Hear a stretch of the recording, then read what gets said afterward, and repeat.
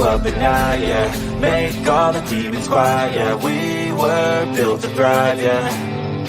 I think that we've all had enough. What keeps you up at night, yeah.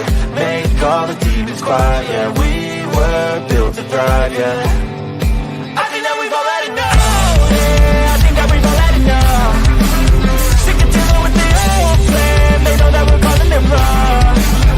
You got me like, oh yeah. I think that we've all had enough. They know that we're calling it wrong. Hey, it's too late to try to go contain it. A generation fueled by creation. We live lives on a small screen nation. We control the airwaves, no negotiation. I refuse to think we need saving. Something good will come from creation. And when we think that the world is too anxious, we'll adapt, evolve, survive, and save it. What keeps you up at night, yeah. Make all the demons quiet, yeah. We were built to thrive, yeah. I think that we've all had enough. What keeps you up at night, yeah. Make all the demons quiet, yeah. We were built to thrive, yeah. I think that we've all had enough. Yeah, I think that we've all had enough. Sick of dealing with the old plan. They know that we're calling it wrong. You got me like, oh yeah. I think that we've all had enough. Sick of dealing with the old plan. They know that we're calling it wrong. Hey.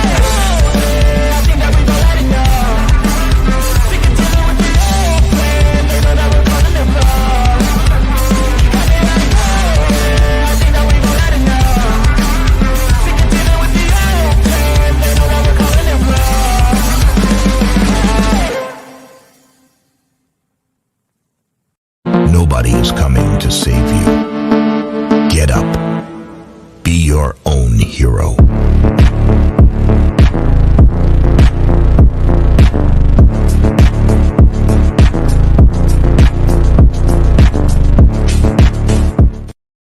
All right, ladies and gentlemen, welcome to Sovereign Soul Unchained Mind.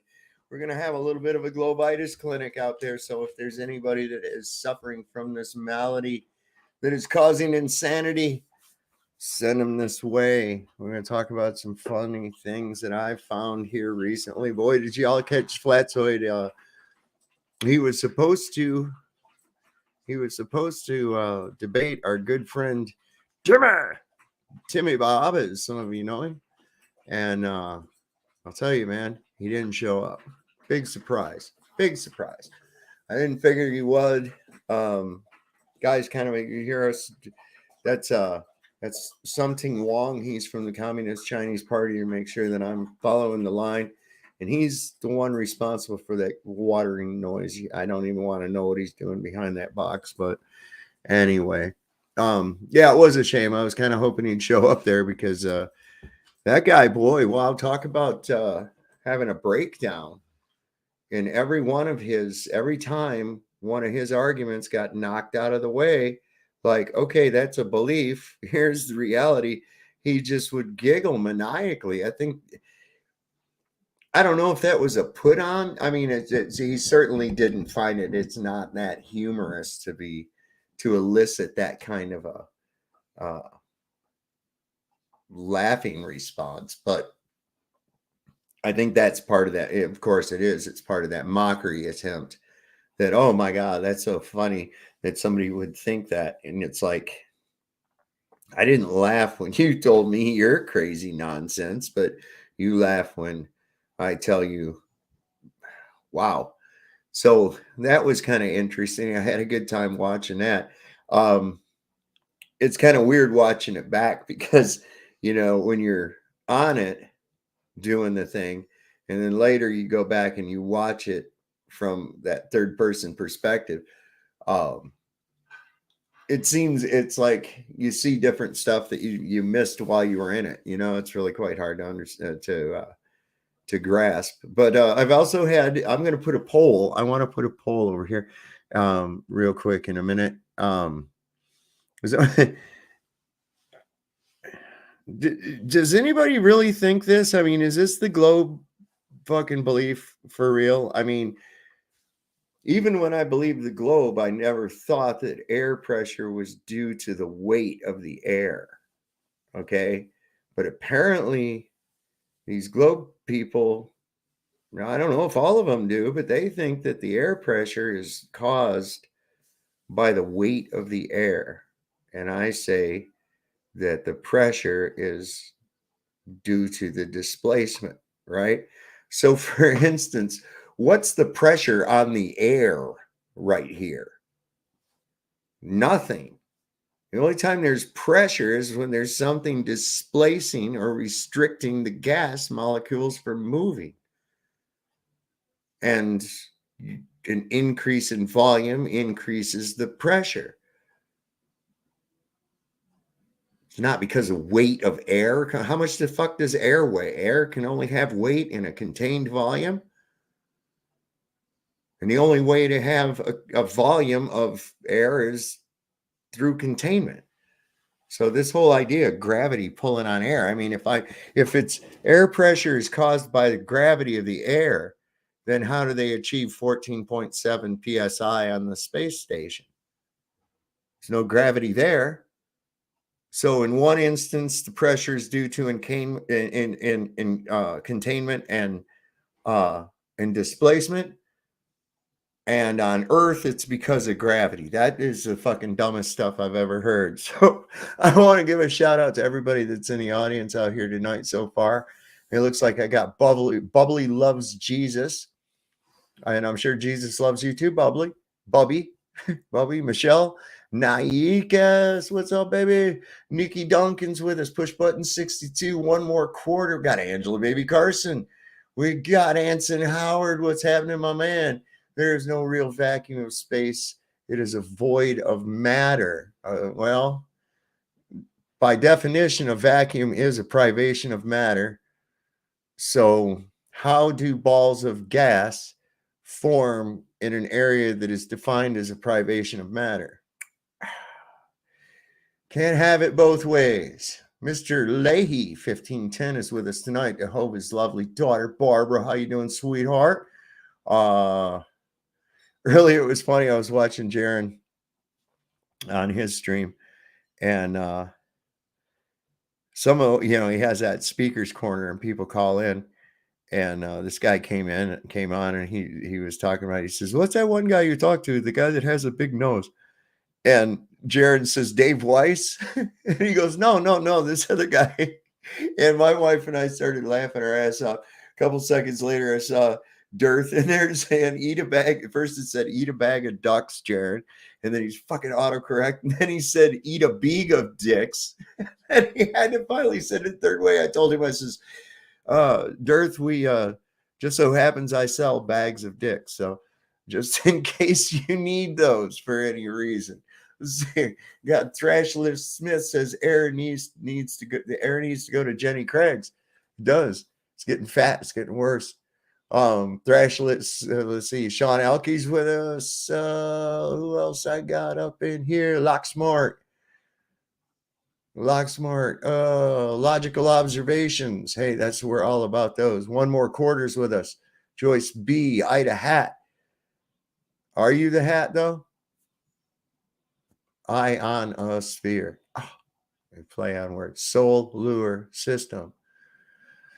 So many different things. I wanted to expand a little bit too on some of my idea with I got to thinking about it, and I was talking to somebody else today as well about this, and I'm getting kind of some more. Like I said, it's just an idea, but this idea I had of the sun and how the heat is not necessarily radiant from the sun, but a reaction between the earth and the sun, and due to perhaps an electromagnetic induction effect. Okay. And I got to thinking about some of this shit too. And I was like, wow, okay. So another component to it that I was talking about was using mercury to increase a current, okay, to amplify a current. And the allegory of St. Christopher is exactly about that. And it's interesting that mercury comes from cinnabar, and the highest concentrations of cinnabar or mercury ore, if you will, is found up in and around the Arctic Circle. Just some food for thought, some little pieces of the idea. I'm putting them together, working with some other people, talking, trying to figure out how we could do an experiment that would exemplify or at the very least demonstrate the hypothesis in a way. I mean, yeah, there's going to be a lot into it, but I think that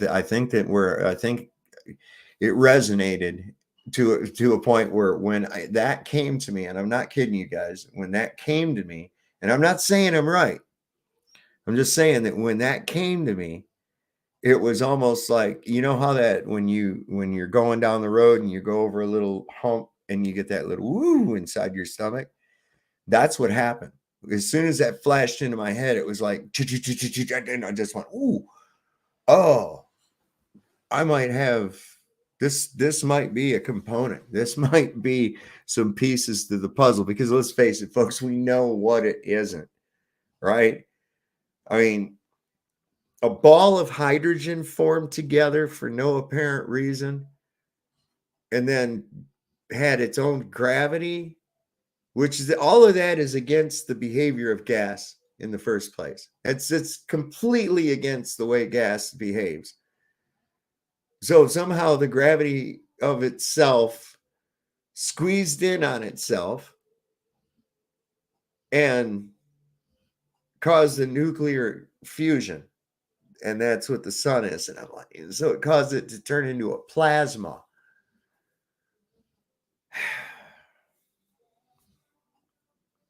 Do you see what's wrong with this right from the get-go? You see, they just tell you, oh, this thing is a big ball of fucking hydrogen that somehow that is so immense. They don't ever tell you how it formed.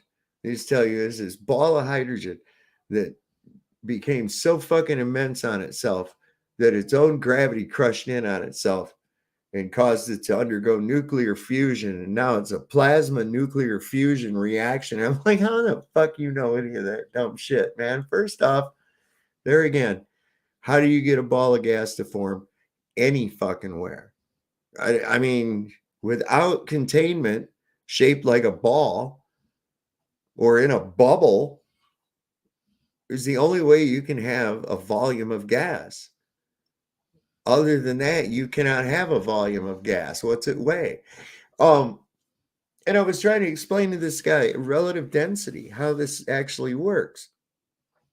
He just couldn't get it. This guy actually tried to float by me on Facebook that at his university, he did some kind of cockamamie experiment where they tested the speed of gas in a vacuum. And he said it showed that the gas has a velocity that will slow down. And I says, in a vacuum, gas traveling in a vacuum slowed down. How did you compensate for a propagation of the medium as you put the gas into the fucking vacuum? I mean, what? That's just ridiculous. The moment you released any gas into this vacuum chamber, it ceased to be a vacuum. And that condition only declined as you of it being the condition of a vacuum declined as the more gas that filled the volume, because what's he think? It just went whoosh and slowed down or some shit like that. What? I could not believe this guy. He actually floating that by me. And I says, dude, tell me the name of the experiment or who devised it or what the fuck you're even talking about, or just stop. Show me a downward acceleration of air due to gravity. How much does air weigh? Well, you can take air and put it in a container, and it's going to differ depending on, you're going to have to break it down to cubic inches and everything like that. But the only way to have that weight and to calculate it is to have a volume of it. Now, if I take, I can't believe I have to tell this kind of shit, right? So a gallon of water weighs about 8.5 pounds outside the water. Let's just imagine that. You have a gallon of water. It's in one of those plastic jugs, even filled all the way up. 1 gallon of water. There's not even any air in it. You put it on the scale, and it weighs about 8.5 pounds, right? So then what you do is, now we have to determine how much does that water weigh in the water. Now, how much does that gallon of water weigh in the water? Doesn't weigh anything in the water, does it? No. See, because it's in its own medium. When it's outside the water, it's outside its own medium. It's in an even worse state of disequilibrium than it was when you put it in the water. What's that mean? I changed the weight by changing the medium. Now, can I decrease that weight by immersing it in oil? Yes. Yes. It'll still have weight, but it will weigh less in oil because of the surrounding medium. But then this is just, I don't understand how these people don't understand how shit actually works. How do you get cured of globitis? Well, why don't you click the link and come on up? There's Flatzoid. What's happening, my man? So drunk several, all you have to do is click that link, and you can, most likely we can help your malady, because it's not your fault. That's the first thing you have to understand. Okay, so it's not your fault. This was something that was done to you. Okay, it's not your fault. You weren't born with an inherent belief, and I use the term belief, that you live on a spinning ball. You were not born with that. Okay, you had to be told that. And some of it, I'm sure several of you, when you were first told that, it didn't really make sense to you. A ball that's spinning around. A lot of kids, what's their first question when they're told that? What's their first question they're told? Or when they're told that? What is the first question? How do people stay on it? How come they don't fall off? And of course, they're ready right there with the magic seasoning, that magic word that seems to take care of everything. And all right, prize to whoever says it first in the chat. What's that word? When they're asked that, why don't people fall off? Come on, I know one of you's got it. I know Flatzoid got it. Still unlearn what you, that's it, right, Stinky Cash? Gravity. And then they give this kid a kind of nonsensical explanation as to what it is. Maybe twirl a bucket of water around on a string. Some other kind of nonsense parlor trick to, oh, okay. Well, I guess that didn't make sense to me. It's always been a thing that makes me, I've always wondered, what the fuck is this actually gravity thing? Even though when I was a baller, I was like, it just doesn't, I don't understand that. I don't feel an attraction to other large objects or anything like that. And I should, after all, don't I have mass? I mean, that's another thing too, right? Let's say we got a big crowd of us and we're standing on the beach. Now, here's a whole bunch of people all touching. We're all shoulder to shoulder. We're in a big group. There's like 1,000 of us, right? Now, the composition of human blood is pretty much the same as seawater, minus the blood cells, of course. So when when the moon's pulling on the ocean there and causing the tide, and we're on the beach, will that cause a crowd of people all to start being pulled toward the fucking moon or something? Nobody's ever felt that. I don't ever feel the moon pulling on me. Why would it pull on? Why can we see a big effect? Because it's supposedly pulling on great volumes of that fluid. That's just the dumbest shit. And people never even equate the two. They never even think about it. You got the gravity's holding the air on the earth, right? Well, then how come, where's the atmospheric tide? We should see an even more dramatic change in the atmos due to the moon pulling on it than we should the water, because after all, it's easier to move air than it is to move water, I believe, isn't it? I mean, God, imagine standing on a skateboard close to a building or a ship and you move, what's he saying? You move towards it. Yeah. I think people would stick to Mount Forklift as I drive. Yeah, man. It's like, you know, if hey, Mrs. Tribune, what's happening, babe? So, you know, I parked my Jeep, put it in neutral, and I've got it facing a mountain. Ground's level, right? Jeep's in neutral. Massive, huge mountain. I'm 10 feet from the base. How long will it take for that huge mountain to cause my Jeep to roll forward? How about a skateboard? How about a little tiny fucking marble on the ground? How about a little marble on the ground? How long will it take for that mountain to fucking attract that marble? Think about it, man. I mean, if I set up a marble hanging, or a crane, a pendulum that's just hanging straight, a plumb bob.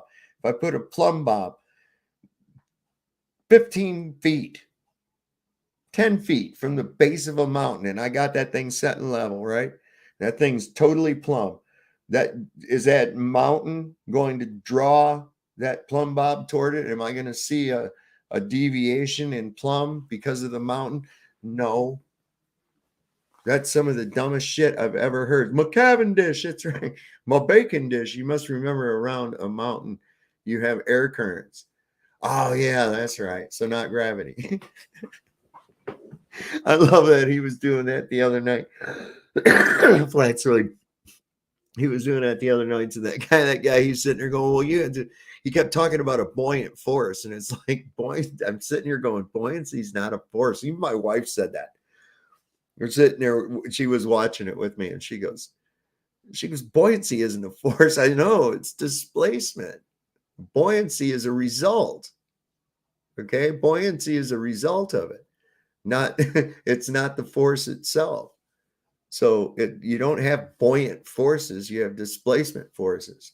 It's real big G, 50 Cent on his homies, G Unit. Right on, Thrash List. Right on. Oh my God, some of the arguments at the end, they're getting tired. I mean, these arguments are getting tired. But where's that globe friend there? Where's my globe friend? Bring my globe friend up. So another guy, he asked me today right off the bat, I'm so sick of hearing about it. He says it was regarding sunsets. And this is simple for us right here.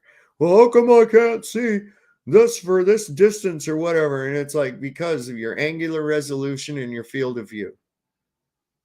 That's it. That's all.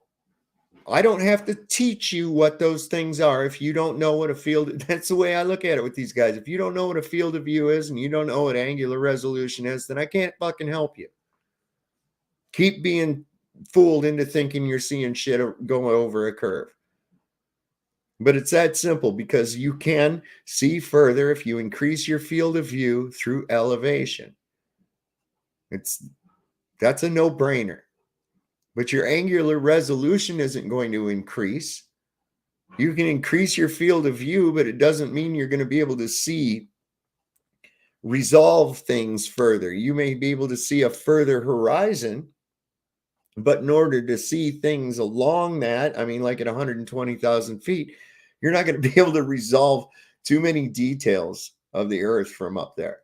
Not in the distance anyway.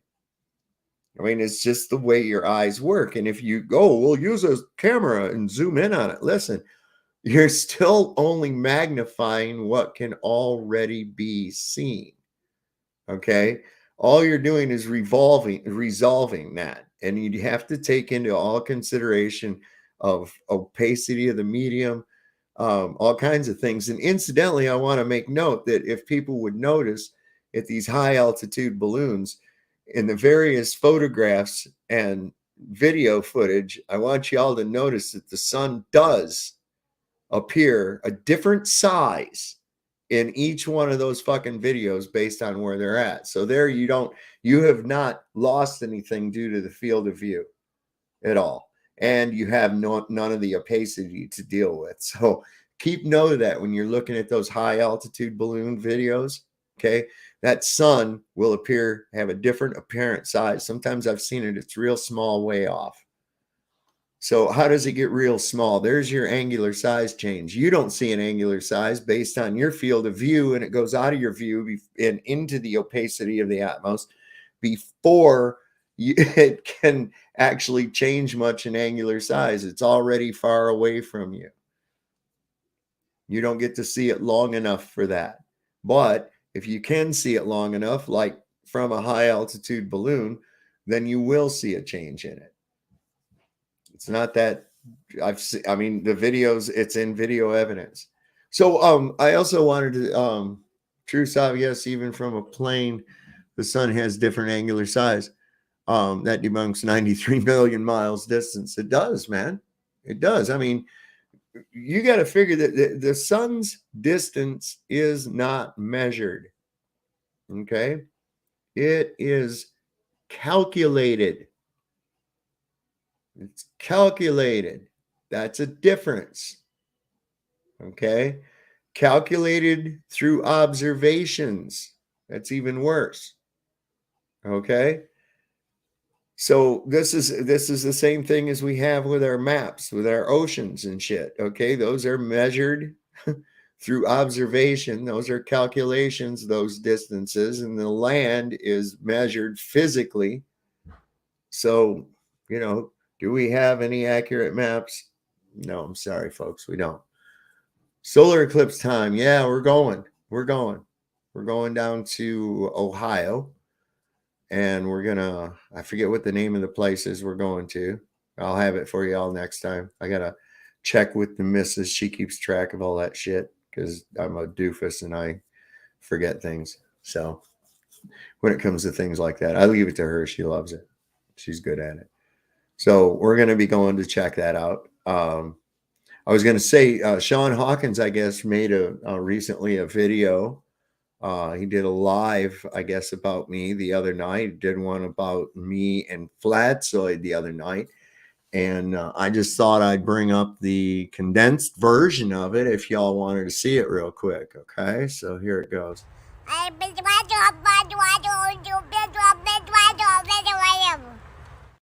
So that's pretty much with Sean Hawkins' video.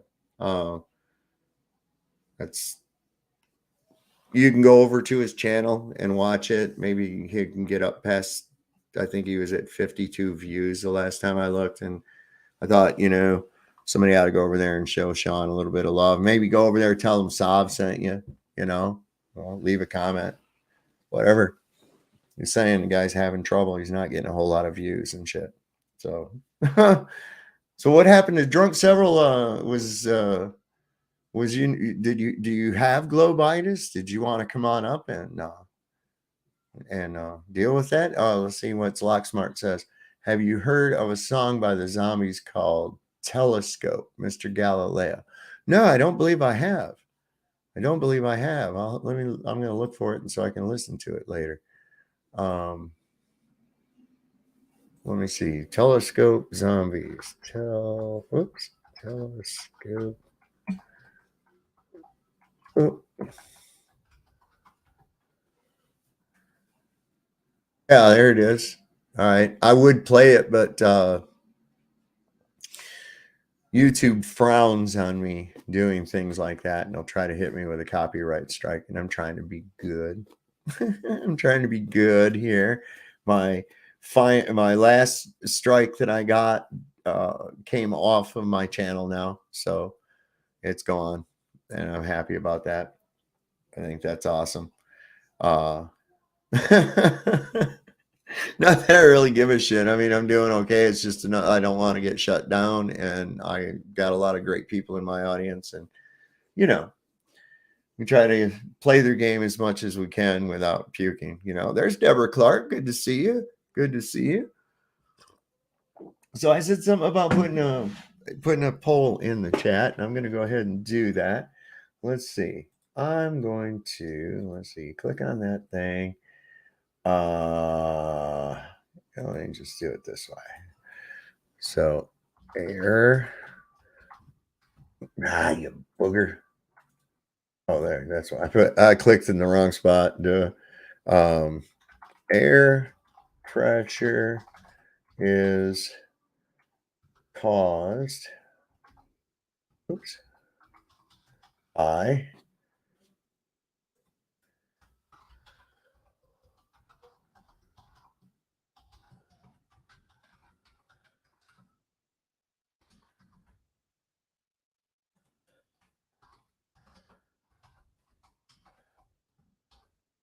all right, so air pressure is caused by displacement of a contained gas or gravity.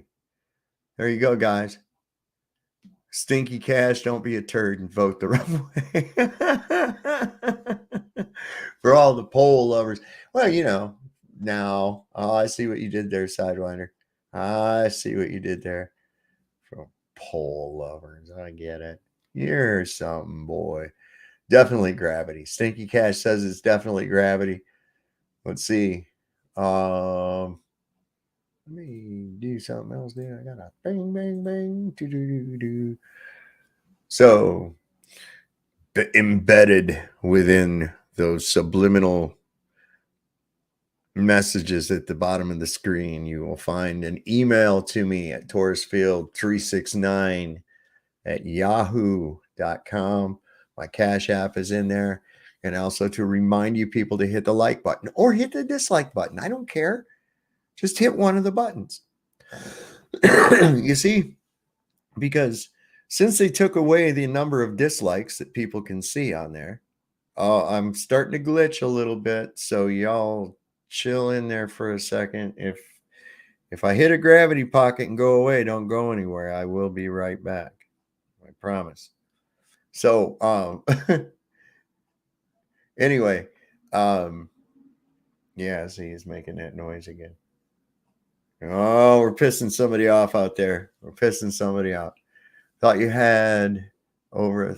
Okay, so I forgot what I was saying anyways. Damn it. Pay no attention to the sidewinder in the grass. Stinky. There's nobody. How you doing? Okay. Yeah, I was starting to get gravity pockets up here. Something might be going on. So let me see. Is there that little thing up there? It says everything's running good, but it lies too. I think it's actually. Oh, look. Oh my God. You're never going to believe this, Flatsoid. Are you still there? You are not going to believe who is here that ducked out like a coward from your debate today. It's none other than Globe Earther Bob. Oh my God.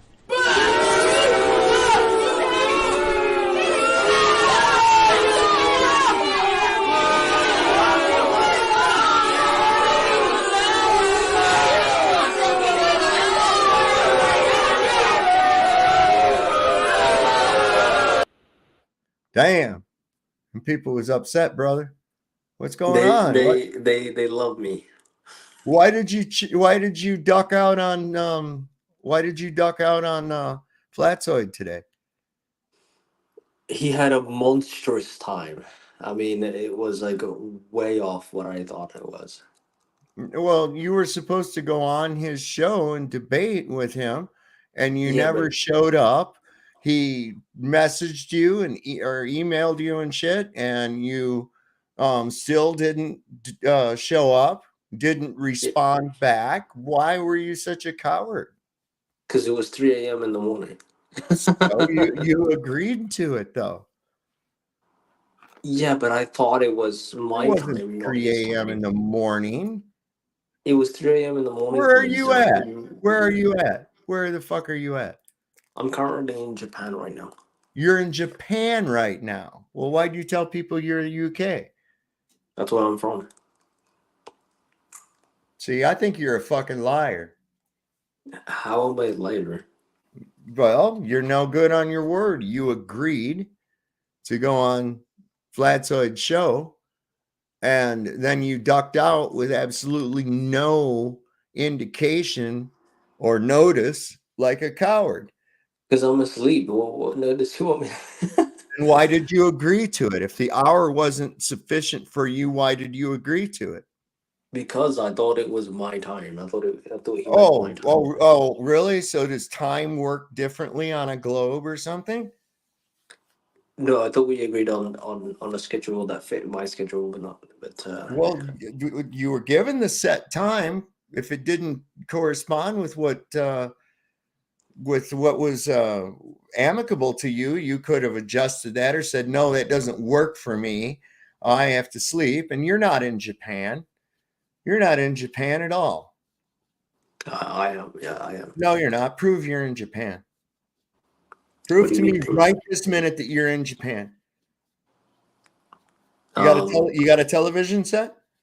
It's like 12. It's like 12 p.m. right now. Yeah. Do you have a television set? No, I don't. You don't have a television set. So you can't prove that you're in Japan. You're a liar. You're not in Japan. I just don't want to. No, you're a coward. You're not in Japan. You're a coward. Okay. How am I a coward? Because you agreed to meet someone for a debate at a scheduled time and gave absolutely no indication that you were not going to make it because it's early in the morning or late at night or however you consider it, or that because you're in fucking Japan, which you're not, or any other kind of nonsense like that. You just blew it off like that and then thought, oh, I'll just cruise over onto Sav's channel like nothing ever fucking happened. I was gonna defeat him anyways. It's not like no, you wouldn't. You can't defeat anything. You haven't done it so far. Everything that you've brought to the table, all you could do is giggle when we gave the actual scientific shit behind it that went against your pseudoscience horse shit. All you did was giggle like you had a gerbil trying to escape your sphincter. I mean, dude, how the hell, when is this winning of yours supposed to start taking place, man? When is it? When's that supposed to start taking place? Can you remind the audience how many scientists are flat Three different fucking nights in a row you've been up here and you haven't done nothing but probably create a bunch more flat earthers, man. Can you remind me how many scientists are flat earthers again? Can you remind me of where you got the sample data to give me that number from? I don't know. I don't know how many are or aren't. Why would that matter? I'll tell you right now, 99%. Can I see your sample data, please? You know what sample data is? You mean the sample size? Yeah. Who was polled? I don't have a sample size. Polled? When was the poll taken? Did you take the poll? Did you go out and do a poll with all the fucking scientists in the world and say, hey, I'm doing a poll here. I'm Globe Earther Bob, and I'm doing a poll here, and I want to know, do you think the Earth is flat or a globe? Can I give you an example? I want the sample data for the poll that you just cited. I just told you I don't have one, but I'm going to give you an example, right? Just pulled that out of your ass, right? I'm going to give you an example, though. No, I don't want an example. I want proof of your. I just told you I don't have the sample size. So you don't have any proof of your claim. So you just pulled that out of your ass too, right? Now, can I give you my example? Of what? If I work underwater, right? My job is underwater. Yeah. And then I come back to land, and I get on a YouTube channel that has a guy saying underwater doesn't exist. You can't go underwater. It's impossible. I get on his channel and I'd be like, yeah, guys, I believe in you. We can't go underwater. Even though I just came out of underwater. Even though I just came from underwater. What are you even talking about? That's what I'm saying. You can't be a scientist and a flat earther, What are you because talking about? A scientists. scientist? You think all scientists go to space? Do you think that What I'm all of science? Can you explain to me where there's any science involved with the heliosexual model? sending satellites, making No, that's not predictions, science. That's a claim. orbital Tell me mechanics, the science behind celestial a no, no, navigation. no, no, no, no, no. Science behind a globular Earth or the heliocentric model. We It's want the in every. science It's in. behind the heliocentric model. Go. I'm trying to answer that. That doesn't, we're not asking It about the satellites. We're heliocentric asking model. about the science Yeah, behind a helio nonsensical model. I sure. don't, Physics, satellites ain't got shit geology. to do with it. Satellites don't have anything to do with it. Okay. Oh, satellites are not Describe, real. describe your solar system. What is your solar system? How does We it all work? know. We all know what my model No, no, works no, when it no. comes to. How does a solar system work? Describe it. Are you serious right now? Yeah, I am. I'm serious. I want to hear your explanation of the place that we live. Start from the sun, right? I guess I'm you always so. want to look up in the fucking sky. Why don't you go ahead and start with there? We'll go with the sun, and I'll give you a hint. There was a little poem or a little saying that they usually teach kids, you know, that goes along with all this. So go ahead, describe your helio-nonsensical model to me. I'm so confused. Well, I have you're no idea. claiming, do you not have you don't, there's no model of You the helio you said nonsensical? that we don't. You don't believe in satellites. We're not talking about satellites. We're talking about science, the science involved around a heliocentric model, right? Okay. So that would require an explanation as to the heliocentric model. Can you provide a explanation as to what the heliocentric model is? Sure. Well, I'm pretty sure you already know that, but if you want an explanation, it's not that difficult, man. The sun is stationary at the center Mhm, of the solar system, mhm, and the mhm, planets mhm, orbit the sun mhm, in elliptical paths. mhm, The moon orbits the earth. mhm. The earth orbits the sun, and planetary motion can be explained by the gravitational pull by the sun. Anything else? Yeah, that was a lot of okay. So that's a lot to unpack. So this sun that everything seems to be going around that you were talking about. What Right. exactly is that, and how far away is it? The sun, through spectrum analysis, um, is basically composed of mainly hydrogen. Hmm. It is primarily composed of hydrogen and What's helium. the rest of it composed of? Do you Um, know? it's just a massive glowing hot sphere of hot gas. Okay, so wait a Um, second, wait a second, wait a second. Now here's where we get into the science of this. oh my god. No, no, don't you? I thought you said that this was scientists No, it believe is. Yeah, all go this, on. Yeah, let's right? have that. Right, right. Okay, Yeah, yeah. so we have a problem right off the bat with the sun, okay, especially with your explanation. How does a mass of gas form under any condition other than containment?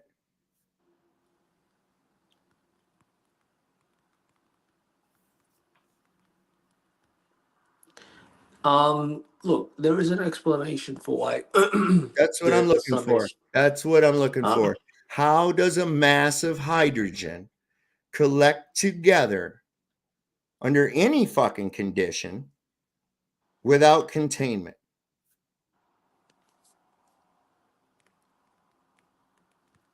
I'm a little confused. What do you mean without Okay, containment? What so does that mean? you claim that the sun is a big, huge mass of hydrogen. Oh, okay, yeah, Hydrogen is a I get gas. what you mean now. Yeah. All right. Okay, is it hydrogen's a gas, right? Yeah, Yeah. I get what you mean Yes, now. yes, Yeah. All yes. right. So, So the how way, does a ball of gas yeah, 836,000 miles in diameter yeah, form together? How does a ball of gas of any size form together without containment? yeah, sure thing. Um, so the way that works is something called gravitational collapse. Wait a second. Um, It has to come together into a mass in order to have gravitational collapse. You're jumping ahead. no, I'm not. How can a mass of a gas form I'm literally explaining without it, you dumb being idiot. contained? How can you have a volume of gas without it being contained? I literally just said it, but you said I'm jumping ahead. I'm not You are jumping ahead. jumping ahead because in order for it to have Fucking fucking idiot. gravity to collapse on, it had to become a big mass first. How did it No, become a mass in the first fucking place? that's not how that works, you stupid It moron. is how that works. It had to come Oh from god. somewhere. You can't just start out with a fucking big ball of gas. Why do we have a big ball of gas without a container? Gas does not behave that way. I don't think you quite understand, I but do look, understand. I don't think you understand how gases work. Right off bro, the I've bat, I only found the first scientific impossibility of your model. in the last 3 minutes I've said probably 15 words. Which, You yes, haven't you which haven't were even all let me based off you of haven't even assumptions let and me explain myself. unscientific You haven't even assumptions. let me explain All right, myself because okay. you're So scared. you You're just, no, I'm not scared. You're scared. You just said scared. because it went Then under a put yourself on mute and gravitational shut the collapse. fuck up. How can it get gravitational You collapse? want my answer? Let me talk. All All right, right? go ahead. I want to hear this. Fucking retard. It's very simple. Hmm. Gravitational collapse. Hmm. It begins in regions of space where there is an overabundance of matter, okay, How can compared to there the be an surrounding environment. overabundance of gas? This excess mass Oh my God. forms gas. It forms dust. It forms dark matter. It forms all kinds of Oh my things. God, are you really Okay? ever making shit up or The what, man? Where temperature is and the your proof pressure of within any a of region this? of space. Where is your fucking proof of any of this nonsense that Oh you my speak? God. I can't Right even get a back word in. again, you're talking I about a can't get a volume word in, of man. gas. Wait a I can't second. get a word in. I'm asking the fundamental question. You jumped Oh my ahead to it God. already having gravitational collapse. Oh my How in the God. fuck does a gas form into a volume large enough that it somehow goes against gas behavior and pulls in on itself with its own gravity? Are you suggesting that gas I'm is a literally bonded, answering all of your gas questions, molecules are but you bonded? don't let me finish talking, that you Well, keep dude, repeating you're not yourself. making any You fucking keep, sense. because it's a long response and Oh my. everything will make sense once you let me fucking finish talking. All right, Instead let's of you see if just you make fucking any interrupting sense. halfway.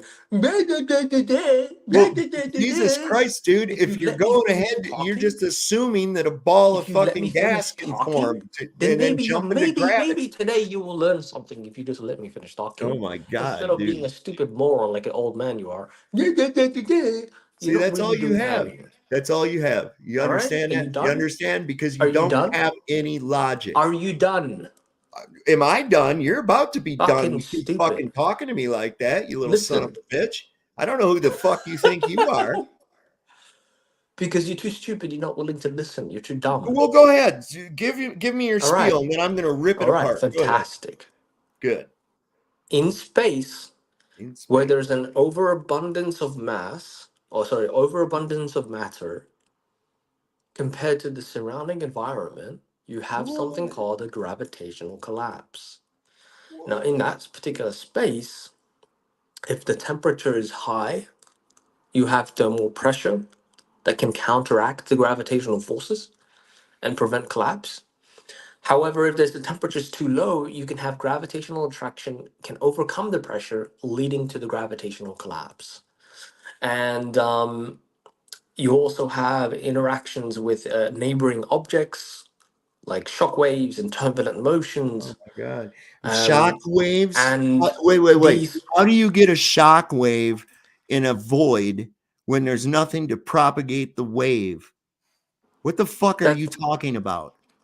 just relax, Holy relax, God. I mean, you might relax, as well pull out a +4 Orkin sword or some shit too. I relax. mean, Bro, let me the finish. fuck is all this made up bullshit? Do you The have any proof of gravitational any of this crap collapse, that you're talking the about? Do you have any gravitational proof col- of it? the grav I dude, relax. The gravitational collapse, right, No, wrong. causes Can you? the excess of mass to form into a gas cloud, Oh my fuck. okay?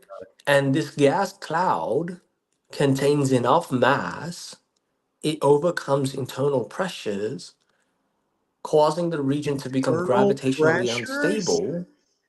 And so the gas clouds, right? Wrong. Um, There's no gas clouds. as the density and the temperature of the material increases, it leads to further gravitational attraction. Where's it getting And as a temperature from? result, hold on, as a result, you then get other stars and other planets come to that gravitational attraction and start orbiting that star or that nebula or whatever. Wow. Okay? So that's how that works. That's how the sun is able to attract gravitationally other objects like our planet. Hold on. Now All the right. So I'm sun, sorry. This is all fairy tale shit, Bob. no, it's not. Yes, it is. How No, much of it's that can not. you no. How much of that can you even prove? We can How much prove of that can you all of even it. prove? That's All of it. all just some fantasy you cooked up in your fried egg head, or somebody cooked up in their fried egg head. There's not one shred of proof around that. There's no physics involved. Clouds of gas in a void. Really? Are you fucking shitting me? What's the medium that's causing them to be in just a cloud and remain that way? I just told you. What in the fuck? Where's the temperature coming from? Where the fuck did that all come from? Now all of a sudden we're adding temperature, and you said something about an I can external explain how pressure or an temperature internal occurs. pressure, and it's like, dumbass, do you not I, understand what happens with a gas when I it's can in a void? explain. Do you want me to It explain? doesn't go together. It doesn't go together into a ball ever. Never. It Okay, doesn't would you go like in me to together into explain a how tube. temperature works Hey, in wait a second. I space? let you talk for like 5 minutes. Shut up now. So it doesn't form into anything. Gases never do that. This is all a really cool hypothesis based on some kind of fucking drugs. But I'll tell you this right now. I'll tell you this right now. I'm going to ask you this. Do you have any fucking proof of any of that nonsense you just said? Yeah, You do. we have, So you yeah, we can have evidence. demonstrate a volume of gas forming together. Yeah, we can Okay, demonstrate a do it. volume Let's of see it. gas Put it up on forming video. Let me see you together make a ball in of gas. space. Let me see you. No, in space. How in the fuck you get into space? Because When have we you use ever done something. anything? When have you ever been in space? Or Would you like me to explain? if I went up into if I went out into space and I had an oxygen tank, right? Huh? And if I let loose of if I open it up and remove the tank, or even just remove the tank, you think that oxygen is going to stay in a gob? Do you think it's going to stay there? Or do you think it's going to go everywhere? Because I don't think you quite understand. I do understand. I understand how gas The behavior reason. works, and you're making shit Do up. you know what? Do you know what gravitational contraction is? There's no such fucking thing. I'll tell you what it is. Right? You can When you tell me have what it is. Do you know what a when you have. +4 elfin sword is? Hold on. Did When you a know cloud that? of Did what? you know that Hold if you on. use a +4 elfin I'm sword gonna against an explain it to orc, you, man. that you can actually kill When you have them a cloud in of one dust, swipe, right? man? Really, this is no shit. When you have a cloud of gas in space and Right, it collapses under its own gravity, right. When dragons attack you, though, the you have to invoke gravitational like a spell. You have to The invoke a spell when gravitational. it comes to a Do you want me to dragon. explain the phenomena, or are you just going to What continue on phenomenon? You're later just making shit up. You haven't We you have the haven't fucking demonstrated. evidence, Well, you no, no, stupid no. idiot. You have not demonstrated We a have the ball of evidence. gas without a container yet. You're I'm making gonna shit up explain it to you, about man. stuff you don't. You're explaining I'm what? What gonna someone explain told it. you? You're The explaining what gravitational, the someone told you. gravitational, the gravitational potential energy Where's is the converted. science? Hold Can on. you be You said there quiet, was man? science. You said I want the Yes. science. Where's the I'm science part? literally explaining the That's science, you not dumb idiot. science. That's not science. Yes, How it is that is. science? I'm trying my best. The How is audience that members, how is the, any of the what the you've the told me, audience can sympathize Bob? with me, and they can How sympathize with much me. of How what you have told me is all of science? it. We have evidence for All all of of it. it. All of No, it. you don't have All of it, evidence of man. fucking anything. Why You would we made make up a stuff up? story. We have Bob, evidence of all Bob, of you made it. up a story. That's all that is Oh a my story. god! I literally told you we have evidence, and now you're saying I'm What making up a evidence? Show me the story. fucking evidence. Show me the I evidence. would love to show you the evidence if All you right, good. You shut got a the fucking fuck computer. up, you fucking stupid moron. Show me the evidence of it. Fucking hell, you're dumb. Show me the evidence of it. What This is evidence? called gravitational contraction. That's how we're Okay, able to have where's your thermal evidence of energy. gravitational That's why I we don't were care able what to it's have called. thermal. Hey, I don't Dude, care what it's can you called. shut Show up me for evidence once, of bro? it. Your audience is not appreciative of your constant interruptions. Show evidence of gravitational I contraction. would love to show you evidence, Well, I but you would keep love for you to as well, interrupting. Bob.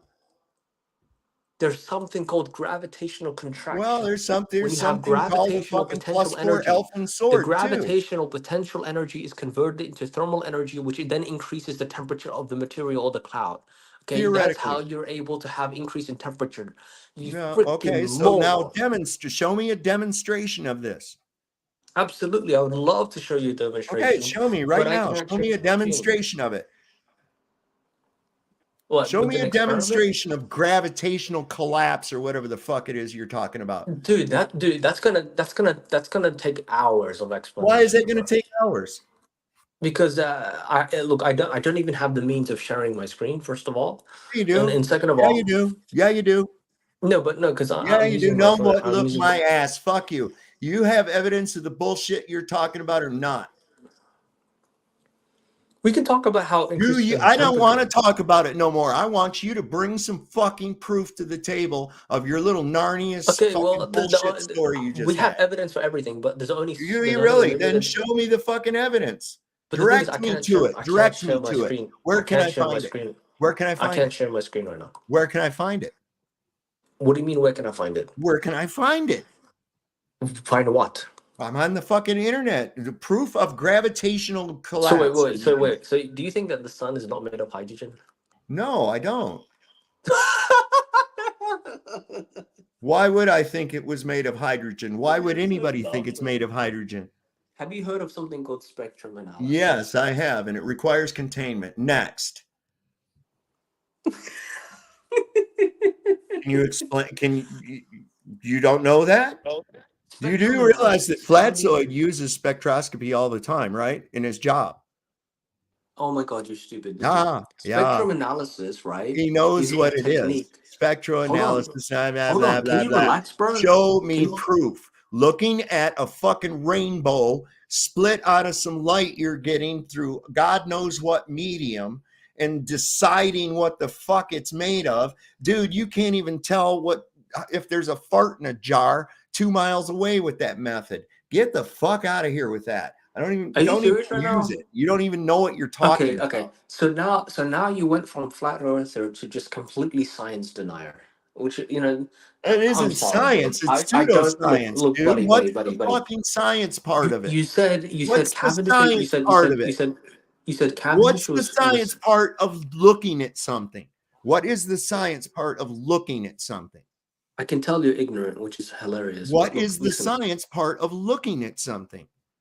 Do you want me to explain it, or are you just gonna keep repeating yourself like a parrot? I already know there is nothing. Isn't. There is, you stupid There moron. isn't. Listen. There isn't. Oh god, you're No, so no, there cringe. You're isn't. so cringe, dude. Like you're Then a why do grown you ass keep man. coming back? It's because you get your ass handed to you every Because you're time. entertainment. You're Oh, I'm entertainment. Like entertainment. Okay, so you tell me about your ball of gas forming You're a without a clown, dude. container. You're a clown. You're a So science you don't denier. have any evidence of the shit that you talk about. I just told you we have evidence, but you're denying Where is it? science. Where is it?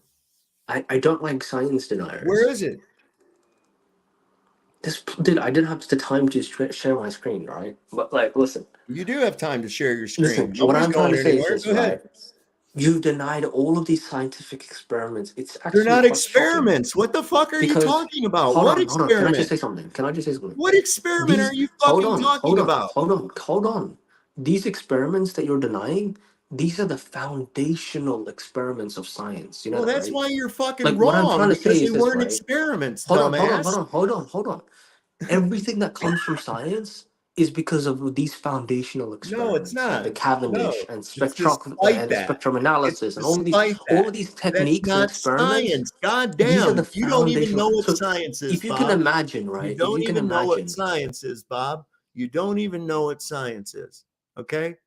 You have not even a clue. You just evoked Cavendish. Oh my God. Not an experiment, not scientific.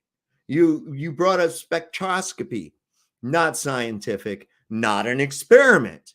So I'm still waiting for the science part of your ludicrous fucking Dungeons and Dragons Narnia love child that you're fucking proposing.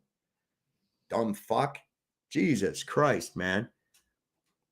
Chickened out on Flatzoid big time. Gravitational collapse. You know, that is the dumbest shit thing. Does anybody, that's the all theoretical nonsense that somebody fucking made up. All of that is theoretical nonsense. None of it is real. There's no gravitational, what the fuck did he call it? Collapse? Can you show me any instance of gravitational collapse? Holy shit, why is my camera acting all jerky like this? This is crazy. Might be my VPN. I'm going to try from the Netherlands instead. Maybe that'll smooth it out. There. I think we got it smoothed out. There. Gravitational collapse. Now, listen, just think about what he just said. Okay. Think about what he just said. He said he just made up a bunch of shit, said that for some place, some reason out in what is called a privation of matter, there's so much matter that it somehow caused some temperature and this cloud of gas that had its own gravity or some shit like that because there was dust. And the dust is now become a gas, or is the dust dispersed amongst the gas? Why would that? What? And then it somehow starts fucking freaking out. And oh my fucking God, here we go again. I swear to God. Are we back? This fucking thing is really screwing up on me tonight. I don't really get it. All right. Well, we're all right. Why would gravity collapse? You know, and there again, that's so you can start thinking along the lines as pressure can be its own source or some shit like that. God damn. Wow. Where do I go with this? You know what, man? This is really acting fucking silly as shit. This is really acting silly as shit. I'm going to go out and come back in. Hang on a second.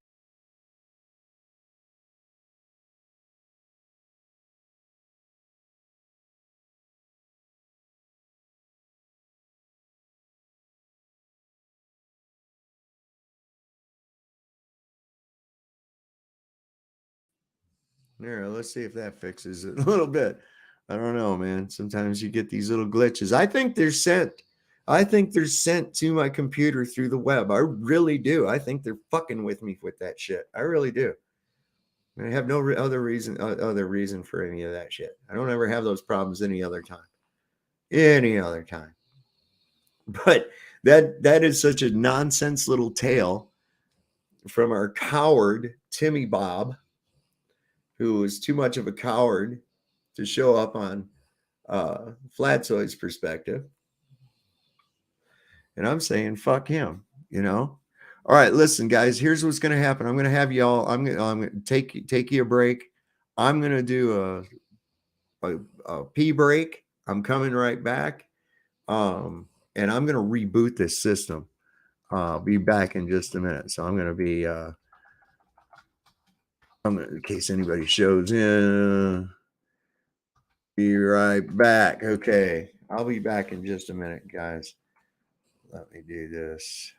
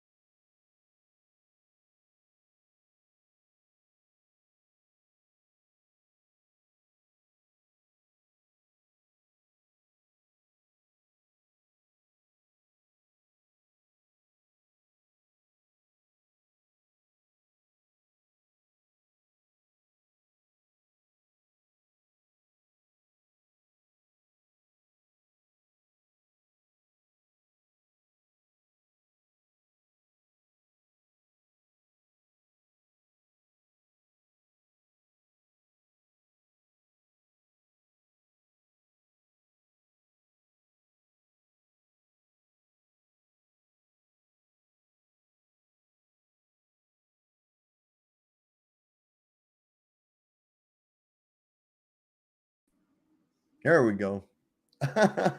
Hopefully everything's good. Woo! Man, I'm getting tired of shit. I really am. I'm getting tired of that. Anyway, don't have faith in the system. Nobody does. Nobody does. But that's the kind of shit that I'm talking about. This is the Narnia crap. And I don't think Timmy Bob actually believes any of that fucking bullshit that he's talking about, because who could? You have to be really dumb to buy that kind of shit. To think that a gob of gas is somehow gonna, because there's dust within, there's gas and dust, that somehow that dust became gas too, and is somehow that's like the dumb guy last night with the thing about the air in a vacuum cleaner, or in a vacuum cleaner, in a vacuum chamber. He was going to test the speed of air that show that it slows down. Or some shit like that. And I said, well, how did you tell the rate it was? And he says, they put dye in the air. And I says, well, the dye is not gas. You realize that, right? You realize that it's just dispersed dye particles within gas, that the gas and the particles will separate, right? You know this, right? You know that it didn't just because you mixed it, now that the dye became gas. That's not how it fucking works. That's how spray painting works, right? You have little particles of paint that are dispersed in the gaseous material that's mixed in there, the aerosol, and it causes it to come out. And, you know, the air doesn't get stuck on there from the aerosol or anything. It kind of, it leaves. That's why you can smell it. That's, wow. I can't believe how these people actually think, their minds, you know. Yeah, he's a disrespectful troll. Oh God, yeah, that's an old one. I saw that one. Whew. Shit, I was still a kid. I lived in Michigan. I can remember watching that on the TV. Yeah, I saw that. That's an old movie, man. Bruce Dern was young in that too. He was like maybe in his late 20s, early 30s. That was a pretty cool movie, man. To put gravitational collapse. Look at, here he is. Here's the coward that was afraid to debate on Flatzoid today. You're going to come up and talking about his gravitational collapse. Well, yeah, it would have to if it were such a thing. You haven't even proven gravity, much less a gravitational collapse. And that's what I'm talking about, folks. Taking an unproven fucking theory of gravity. You still don't have an IV. You still haven't modulated the IV. You haven't proven the IV. Yet you're going to ascribe this nonsense to other fucking shit that you have no idea what you're even looking at, or if it even goddamn exists. It's all just theoretical nonsense cooked up in the minds of these inbred fucking elites that haunt these goddamn Ivy League schools. That's all it is, man. That's it.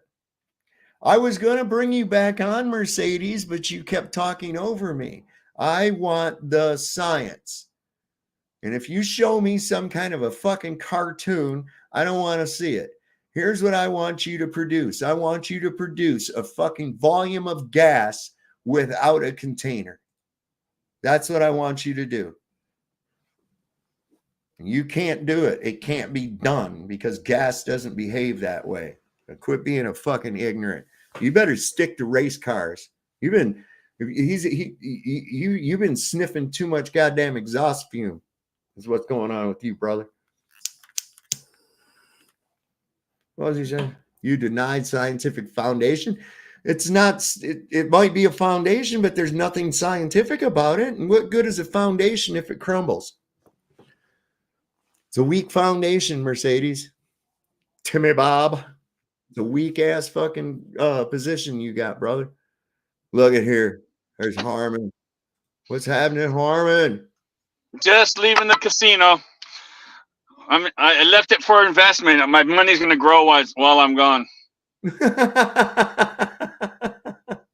What casino are you at, bro? I was at the Golden Nugget here in Laughlin. Okay. You know where Laughlin is. You said we were supposed to meet up on that one time, and you just never got back a hold of me when you said you stayed at that little out of the way place. I think I texted you. You had given me your number. I texted you and said we're here. And I didn't get it. And I still got it too, man. No big deal. No big deal. Oh, horse feathers. So yeah, it was. So what do you think about gravitational collapse? Well, I'm gone in the last 2 weeks. I really have been simpling it down. I think learning. Okay, when I went on my mission and stuff, right? This is going to lead to what you're asking, right? And I would go and knock on the door and ask them a question. And I never put down what they believe. I didn't really care what they believe. I just told them what I believe. And so what I believe, and then if it doesn't mix with it, then they know I don't believe that way. It's a given. Mm-hmm. Right? You never win by going there and putting down what they believe. You can only tell them, look, I'm telling you what's a fact. If you're interested in enough, this is you too far on this. We can see. No, we don't even say we can see too far. I can see that island 40 miles away. I can see it. I can see the bottom of it. I can see everything. That's all I'm telling you. If you don't want to go deal with that, then that's your problem. To me, memorizing the heliocentric model, which isn't real, is no more different than memorizing a comic book like Superman. Right. It's just real. They can make anything real as they want. That's why I was saying, use a +4 elfin sword on it, and it has, +4 damage. Just make up fucking shit. Why not? Right? He says, we observe gaseous clouds by a telescope. You ain't never saw no fucking gas cloud with a telescope, brother. Yeah, they have. In the world, because it's the reality. See, they got the real world, which is the nature, and their reality they've created, just like the Superman one. You can make up anything you want. Do you remember that John Thor video where he goes there and they had shown the Simpsons part where, what about this happened? She goes, a wizard did it. A wizard did it. Do you remember that? That's a great video. Yeah. And every time he asked a question that questioned her life and her theory, she goes, oh, a wizard did it. Yeah. So it's the same thing you're saying. Gravity. Yeah, gravity. A wizard. He says, consider an experiment. All right. Consider an experiment involving the controlled release of a weight representing a collapsing mass above a container of water representing the collapse of the material. Well, no, then you just have a weight going into a fucking pool of water. Show me proof of a ball of gas collapsing in on itself, and show me proof that a ball of gas can form for any fucking reason outside of containment. That's first and foremost. First and foremost, you can use temperature. I don't give a shit what you use. You used variables. You said there was temperature, there was pressure, all this other shit, whatever. Make a fucking ball of gas without a container. Go for it. What was the sword you said you used or something? What was that? That was so funny. The What'd you say? You said you just made up. They use a sword, or you said just now you were just Yeah. making something. +4 elven sword. Oh yeah. That's so true though for them. Yeah. You can just say whatever you want because, like you say, you can say they keep changing their model, right? Well, they're not changing. It's like it's just like comic. This is one thing I've learned lately in the last 2 weeks. Listening to you help me on this. So I talked to a guy. He's the fire chief here in town, and he's got a major in whatever his thing is, and he has a 2-year degree in physics. So I said to him today, I said, we know what, I gave him a list of all these people, Einstein and all these scientists. I go, do you know what all these people are? He goes, well, I said, they're theoretical scientists. Every one of them that has to do with your model is a theoretical scientist. Do we know what a theoretical scientist is? Because a lot of people don't think about it. And I said, they're people who are paid by institutions, governments, and whoever pays them to sit around a table and say, what if this happened? What if this happened? So I've gone to not calling them theoretical science. I call them what if scientists, you know, and it's all it is. And so I told him, I said, so let's talk about this. I can see this far and I don't feel myself moving. All of that is proven every day. Every one of your things has the word theory in front of it. Everyone, just like you said, everyone has. I don't want to talk a theory. I want to talk real. I can really feel the earth not moving. I can really see the sun and the moon crossing the sky. I can really see that they're the same size. Those are real. You can see that and do that. I don't want to know what if, so that's all I leave them. I don't even care about their model anymore.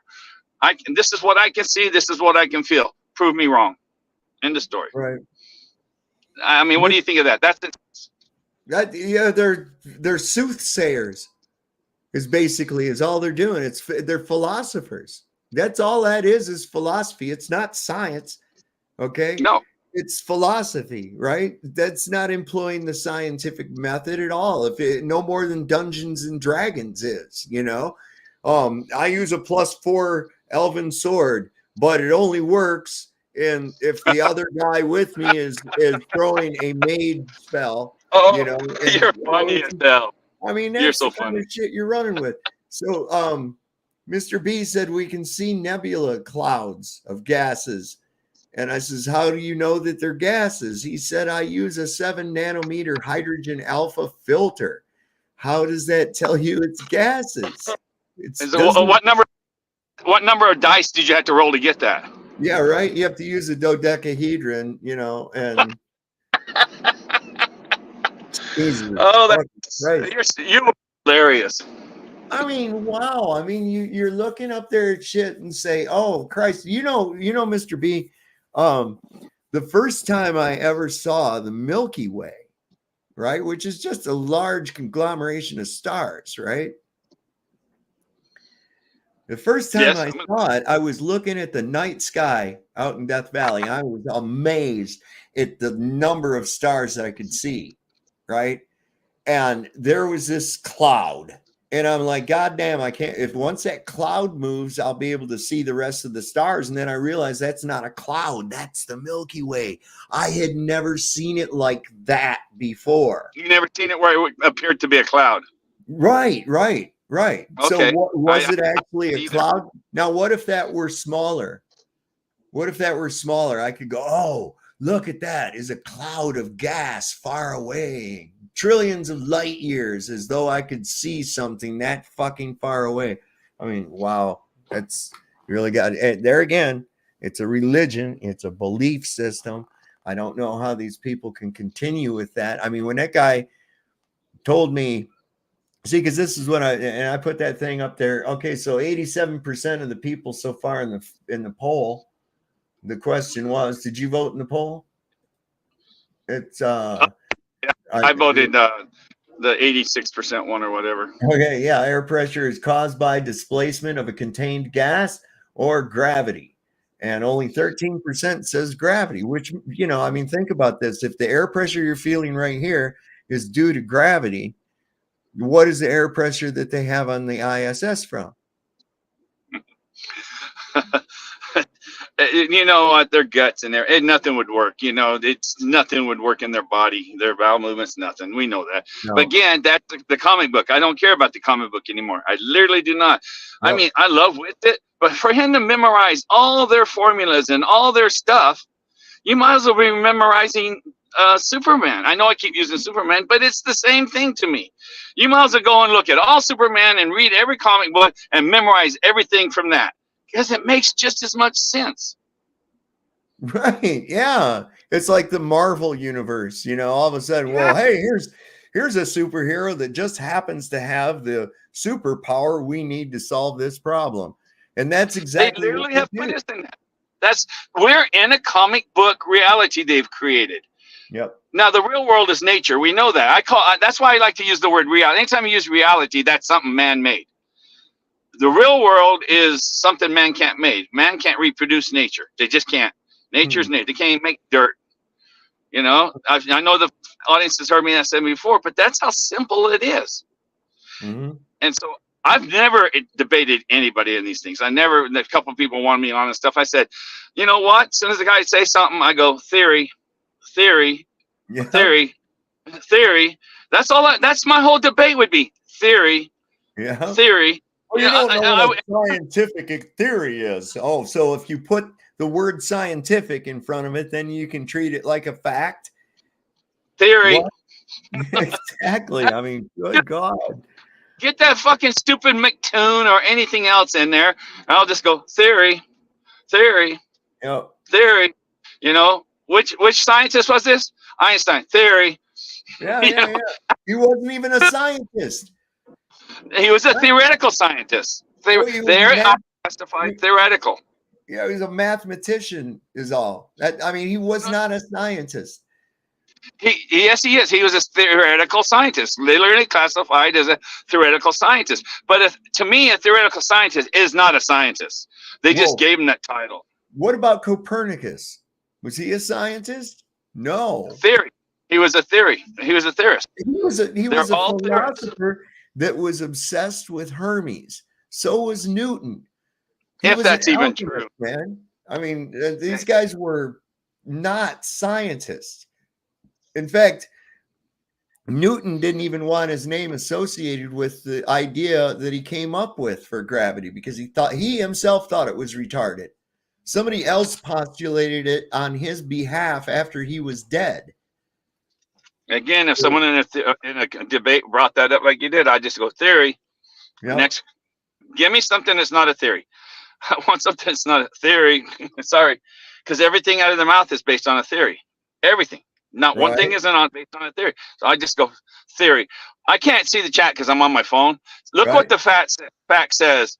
The chat says when I just say theory. What's their comments? Hang on 1 second. I'm bringing up Timmy real quick, and I'm gonna look.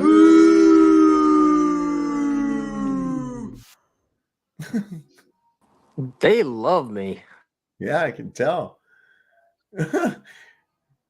No, there's been no responses that I can see on it yet, but I'm sure everybody agrees. I mean, I'm sure everybody agrees with that. We talk about that all the time. That I'd like to see a debate like that. Wouldn't it be fun to watch a debate like that? Theory. Yeah. I would put a theory. Theory.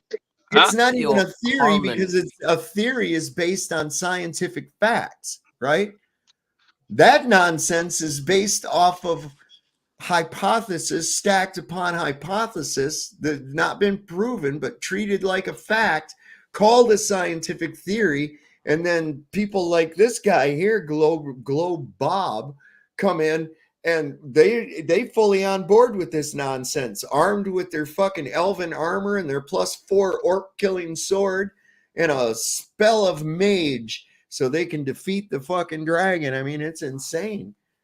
Well, 90% of them are just BSing, and they just like to have a debate and pass their time, which I understand. They just got to do something with their time, and I'd rather watch it. I can really understand why this guy won't show his face. I really can understand it. I would be ashamed of anybody recognizing me if I was this guy. God, look how fat I got. Do I look as fat? They say you look fatter on the camera. How fat? I'm 300 pounds. Do I look it? You're that perspective thing we talk about on here is not helping you none. The way you've got the camera going up like that, it's making the bottom part of your body look bigger than your head, out of proportion and shit. Yeah. Hey, Oh buddy, if my you're living in a goodness. comic book world, get out of your car. It's Yeah, like because Oh, the reason why you what's have a up? car is thanks to science, buddy. All right. What about Blob Gobe? What's going on, Blob yes, Gobe? I agree. I agree, Bob. Science was involved, not Oh, and you know scientism. what scientific foundation they used when they were making the car and the engine? Applied Cavendish. Not science. Learn the Cavendish. Hey, They were hey, using Blob. Is Cavendish. it Blob or Oh. Glob? no, they Hey, used Glob. applied science, dumbass. It's applied science. Learn the difference. It's There's applied theoretical science. science and applied science.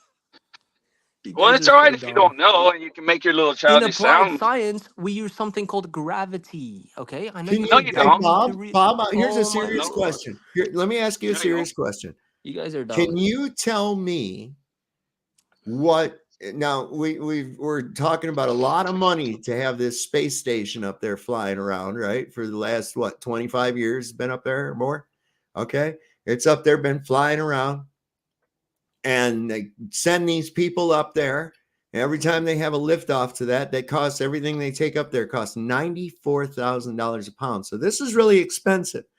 Can you tell me one scientific benefit that is worth the amount of money that's been spent over that period of time that's been given to us by the International Space Station? Just can you tell us anything besides Velcro that we've benefited from having these guys up there doing somersaults and chasing each other around in gorilla suits and playing grab ass and what have you? Can Yeah. you? Look, the space station has offered us a lot of groundbreaking scientific research Like what? and discovery. Like what? What have they discovered? Microgravity. Microgravity. Wait a second.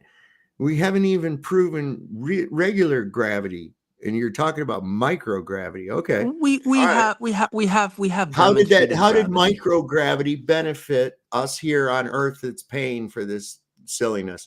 How did Theory. discovery of microgravity help us in any way, shape, or form? Well, it gives us insight into how the human body is impacted in space travel, for instance. Why You're would just one? talking gobbledygook. It, it You know you're also making it, this it stuff up also off the top of offers your head. us it also offers us Horse an feathers. understanding of the psychological changes such as bone density, That's muscle just atrophy, stick with density, dense. fluid redistribution, Oh, you had to and pee in these space, drink it, right? That's the it it regurgitate. So we would have it never, also it also offers known it how to. also Hold on, wait a second. We would have never known how to take water with pee in it, and turn it back into clean water.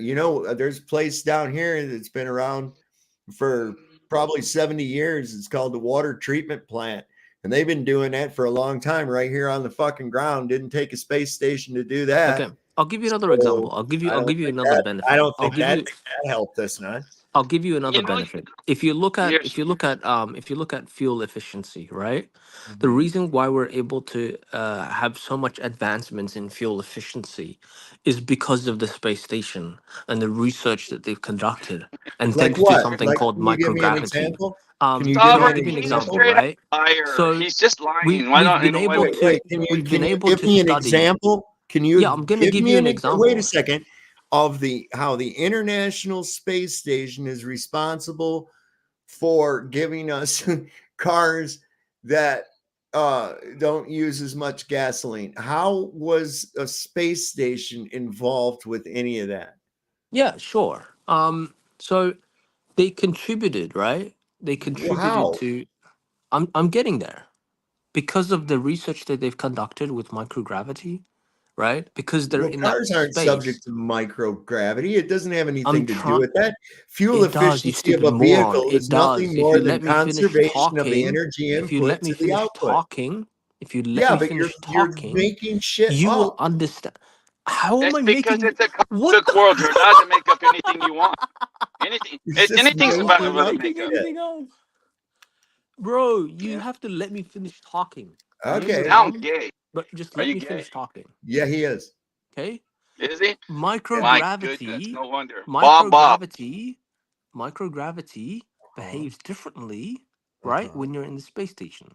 Well, Okay? you're not driving a Because car in a of space station, are you? because of the absence of gravity, because of the absence of buoyant forces, Well, wait a right? second. Wait. You How? can essentially Wait. If they don't have any gravity in the space station, how are they having air pressure? okay, you know what? Since you constantly interrupt me, man, I don't think Well, we you're can making continue on shit with up. this. How does it? When are people driving a car in You space? keep When is it? interrupting me. You asked Nobody me a gives a fuck question. about I microgravity when try it to. comes to automotive engineering. I know that for a fact. You know why? My father was a tool and die maker for an automotive company in You asked for my Michigan. Just a moment. answer. And You. I worked in engineering as a contractor designing shit This is for why I auto hate old companies. people. And you want to know something? I know automotive engineers that design entire cars. And you know what? Microgravity has never been taken into consideration at all. Okay, are you done? It's, you know what the biggest amount of You science involved see, the with thing that is, is? you asked Fluid for my dynamics. you asked for my Fluid dynamics. response. You asked for my response. Well, I Then you wanted reply you to back with, not make up "Shut a up! I don't lie. want your response." Like, So what the how hell is is that this? worth? How is Do you want my microgravity response worth or do you not want my $68 response? million I'm a day? trying to explain to you how You think, wait a microgravity second. has All right. contributed to our fuel efficiency, but you keep interrupting because you're a moron. And I get it, Well, you're a no, it's moron. because you're And you have making an it up. audience of moronic You're individuals. making And it up. that's Show why me a you're afraid. reference. Show You're me a afraid. reference. Show Why me a would I be reference. making this up? What? Show me a What the reference to fuck? microgravity and auto engineering. Show me a Dude, let me reference to explain. I would microgravity and happily auto explain that engineering. to you, but it doesn't sound like you're interested. So I don't Well, know, it's man. because you're making up shit. I'm only I'm interested making in up shit shit. that's I'm real. making up. Then fucking Google it yourself, you stupid fucking Google idiot. it. All right. All Fucking right. retard. All right. Is Stupid moron. microgravity Why would I be considered? making this shit up? All right. I don't What know. benefit do I have about making Is this shit up? What the micro, fuck? hang on, I'm looking. Fucking retard. Gravity considered in automobile? So dumb. I hate dumb people. I really Just do. saying combustible engines, not cars. Just say combustible engine. No, it's about fuel efficiency, you stupid fucking retard. Oh god. Well, what's fuel efficiency combustible engine? You do not comprehend this, or Oh my what god, oh my god, country oh are my you god, oh my claiming god, to oh be my god, from? oh my god, oh my god, oh my god, oh Wait my a god, second. Wait a oh my second. You god. are Wait a so second. Hold fucking on. Are gay. you suggesting that to get better fuel efficiency, that they had to break gravity down into smaller units in order to figure out the input output ratio of input power to output power of an what? Are you I fucking know, I get it, stupid? I get it, I What in the totally get fuck it. are I, you I telling me? totally get it. Can I you can do you tell. have any I do you can have any see. sources? Do you have any I can sources see the like tiny I can see the tiny little the two brain cells that you have remaining in your head. I yeah. can tell that they're Well, really let's get flexing back their on muscles topic right now. though. Can you show me can you let's get back up on topic there, Bob. Can you cite me a reference to this claim that you make of Bro, I just told you to microgravities Google it. discovered by You got NASA debunked. being responsible? And can you cite me any kind of reference to it or anything? Or are you Bro, just you've making been shit up? debunked. You've been No, debunked. you're just making things up, dude. You You're literally literally Googled it just and making Google things up. told you and you said I'm making You're shit literally up. just making things up. Can you cite a reference to Did you not just Google it?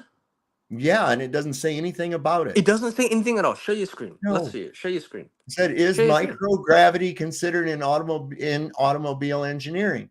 It says, nope, it just brought up Okay, automobile show your screen, you engineering. lying dog. You lying dog, show your screen. Well, show me proof. It's your claim, dickhead. Exactly. There you go, guys. He's afraid to share his screen. He's a lying piece of shit. No, I'm You're a lying not. piece of No, shit. I'll show Fuck it you. right now. Fuck you. You're a I'll show lying it to fucking you piece right of now. shit. Fuck Really? you. You're a All lying right. fucking piece of shit. Why are you so emotional about this? Look Because you're a here. fucking There's the lying piece of question. Do you fucking see the shit, and you'd question? be fucking ashamed of yourself. Do you see the question right there? Is where Fucking I typed it lying in. dog. Right? Look. Fucking There it shit. is. There it No, is. no, no, I'm no, no, lying. There's the no, no, search no. results, You're you a fucking lying asswipe. fucking shithead. You're a Yeah. lying fucking shithead. I Go just down, you stupid lying fucking There it shithead. is. There it is. There it is. Fucking lying Newtonian dog. gravity. Why is microgravity called? Nothing about in response to cars. Exactly. There it is. So why are you fucking What? lying to How does this? everybody? Okay. Well, Why are let's. you All fucking right. lying Wait. to Wait. everybody? Wait. You want You to said look it at was this? nothing to do with it. There's literally Let's look at responses it. to Let's it. look You're at a it. Hold on fucking a second. liar. You're Hold a on. fucking That's what liar. you said. You wanted. All right. So I clicked on that. I'm never gonna All debate you right. again. You're a There it lying is. fucking dog. There. Get the Okay. fuck out Now of here. let's see. We can do a Fucking lying search. shit cunt. We can do a search in here and see if we can find the word. Oh, where'd you go, Timmy? Where'd you go, Timmy? That's all you had was raging and freaking out. See what kind of insanity globitis causes? You see what happens to your mind when that happens? This is why this is so serious. This is why this is so serious. And there's more like him out there too. There really is. You know, oh, it's science. Why? Because someone told you it was? Where's the science part of a fucking ball of gas forming up someplace? Did you do any experiments when somebody said, that's a big ball of hydrogen in a vacuum? Did you say, hey, you know, that's kind of a difficult thing to believe. Let's see if we can create a ball of gas in a vacuum. Nope, I guess we can't, huh? So there goes that one. But no, they got to run that dumb shit past you before you even get a chance to have critical thinking. See, that's why they run all that nonsense by you when you're a little kid. And yeah, Greg, he is. He said, you wouldn't last 6 months in country in America. Yeah, you're absolutely right, bro. Lying dog, my ass, my friend. I just showed you exactly. There's your thing. There's nothing to do with automobiles or automobile engineering or any other fucking thing about it. None whatsoever. You just made some erroneous claim up thinking nobody was going to call your ass on it, and you fucking failed, just like you did the last time. And you failed for not showing up at Flatzoids today because you're a little coward, man. You're a little coward. What kind of trouble did you get into to put you in this shit? Come on, level with us, man. I know all you guys have fucking got a deal with somebody because you did something. I know every fucking one of you does. Come on. You can't be playing with me like that, man. Why am I jerking around on here so bad? I'm down on our last name on your YouTube channels. Hey, Dee Dee, good to see you over here. I'm looking at this side. I wonder if my video card might be going to shit. That's a good possibility. Let's see. So I got, you know what? It might be. Fuck Facebook. It might have cleared it up. I think it did help clear it up. Thing was trying to spy on me, like I'm hiding or anything like that. Microgravity. Yeah. Okay. So, we've saved fuel. We got fuel efficiency because of the discovery of microgravity. Really? You know, they were making more and more fuel efficient cars long before the ISS ever came up. Long before anybody ever said anything about microgravity or any other such nonsense, they were already producing automobiles that had better and better fuel efficiency over time. So it doesn't have anything to do with it. None whatsoever. I mean, this is just some ridiculous nonsense made up by some filth bug. That's all it is. Let me see. So yeah, you're Diane R over on the YouTube channels, 23DD67. Okay. So you're over on the Rumble side. We got a few people over there watching. Got a few people over in some of these, you know, I mean, wow, these are some of the things. It's like, oh, you're disagreeing with science and these giants of science. And I'm like, they're not fucking scientists, man. They're jesters. And pretty soon they're going to start juggling and the whole fucking tower falls down. Today's the day. Okay. I'm going to call bullshit on Stephen Hawking. Okay. This guy was just some meat sack they wheeled around. Somebody talked through a speak and spell to him. That was it. I mean, I think he was abused, is what I think. It's just like all these clowns they put out there, man. So I got to ask you there, Mr. What's your name? Mercedes One's microgravity is real. Sure it is. You haven't even proven regular gravity, much less fucking microgravity, dumbass. You got a micro penis, dude. That's what you got. So I should change your name up here to microgravity cock, right? Holy shit, guys.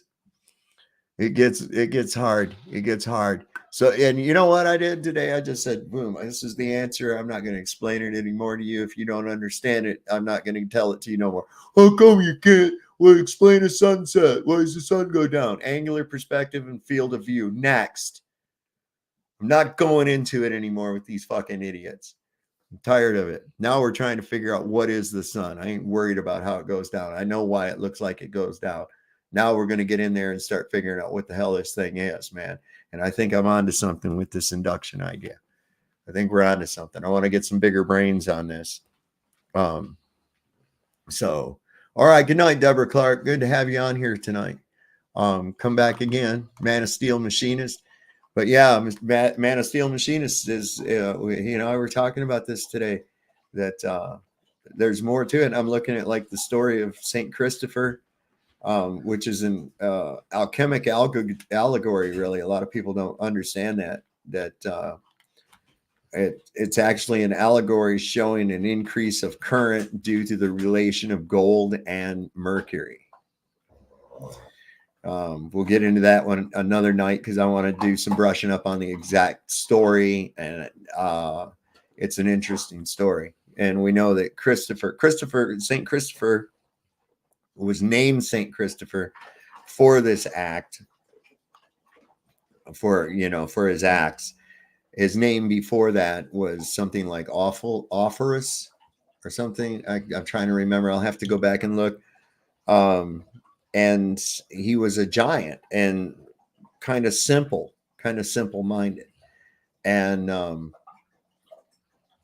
this is and so we'll go. Okay, the allegory basically is this: he always wanted to serve the most powerful man, and so he was serving the king. He was in the court of the king, and one day a bard was in there playing some music, and he said something about the devil and in the song, and the king got this look on his face and put his hands like this, and Offerus asked him, he said, why do you act that way when this devil is mentioned? And he says because I fear the devil. And Offerus said, well, that means then you're not the most powerful.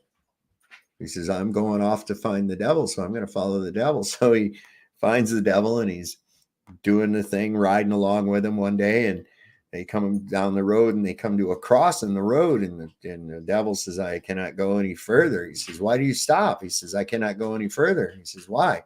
He says, because of that cross. He says, what's with the cross? He says, well, I fear the Christ.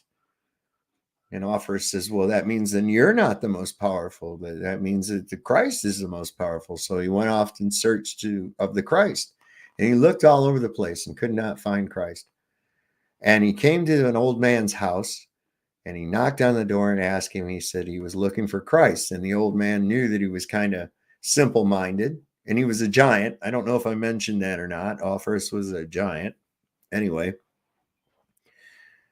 the old man told him, knew that he was kind of simple-minded, and he told him, he says, if you go down by the river and stay there, there are people that try to cross the river and they have trouble. You can help people cross the river. And he says, if I do that, I'll find the Christ. He said, yes. So one night, Offerus was sleeping, and a knock came to his door. He opened the door, and there was a little child there at the door. And the little child wanted to go across the river. So Offerus picked him up and put him over his shoulder, and, picked him up like a little child you would, and started to walk across the river. But as soon as he got into the middle of the river, the current started getting stronger and stronger. The water was raging, and Offerus could barely bear the weight of this child on him as he crossed this river. All right. The allegory is that Offerus, or Saint Christopher, the one who bears Christ, represents the element of mercury. This is why he's often depicted with a sash that's painted with vermilion. Now, if anybody's into art, they know that vermilion, you can only get a substitute for vermilion these days. And that's because it is supposedly radioactive. It's made from cinnabar, and cinnabar is the ore from which we get mercury. And the highest concentrations of cinnabar are near and in the Arctic Circle. I'm all up around the Arctic Circle, so I'm just thinking. Now, Christ in alchemy represents in religion, the sun. Okay. And in alchemy, the sun is gold. So what this is doing is showing a relationship between gold and mercury, increasing the current as they get into that field. There's where the allegory lies in it. And it comes back to some alchemy. And there again, going back to the old times with these Tartarian buildings that we call them, with the noble metal for the dome and the little cupola up above and the little ball. What was in the little cupola? And my belief is that it was red mercury. Okay. I mean, that's just the way I fly with it. I think it's got some merit. It's interesting. I believe it warrants investigation. Absolutely. And like I said, I want to get some bigger brains on this because, as I said, I think that the sun may be having an electromagnetic induction effect on the earth itself. And this is why we have, hot ass temperatures at Badwater Death Valley and cold temperatures up in the top, higher. I mean, there's other factors involved too, but I don't think those factors are sufficient enough to explain it.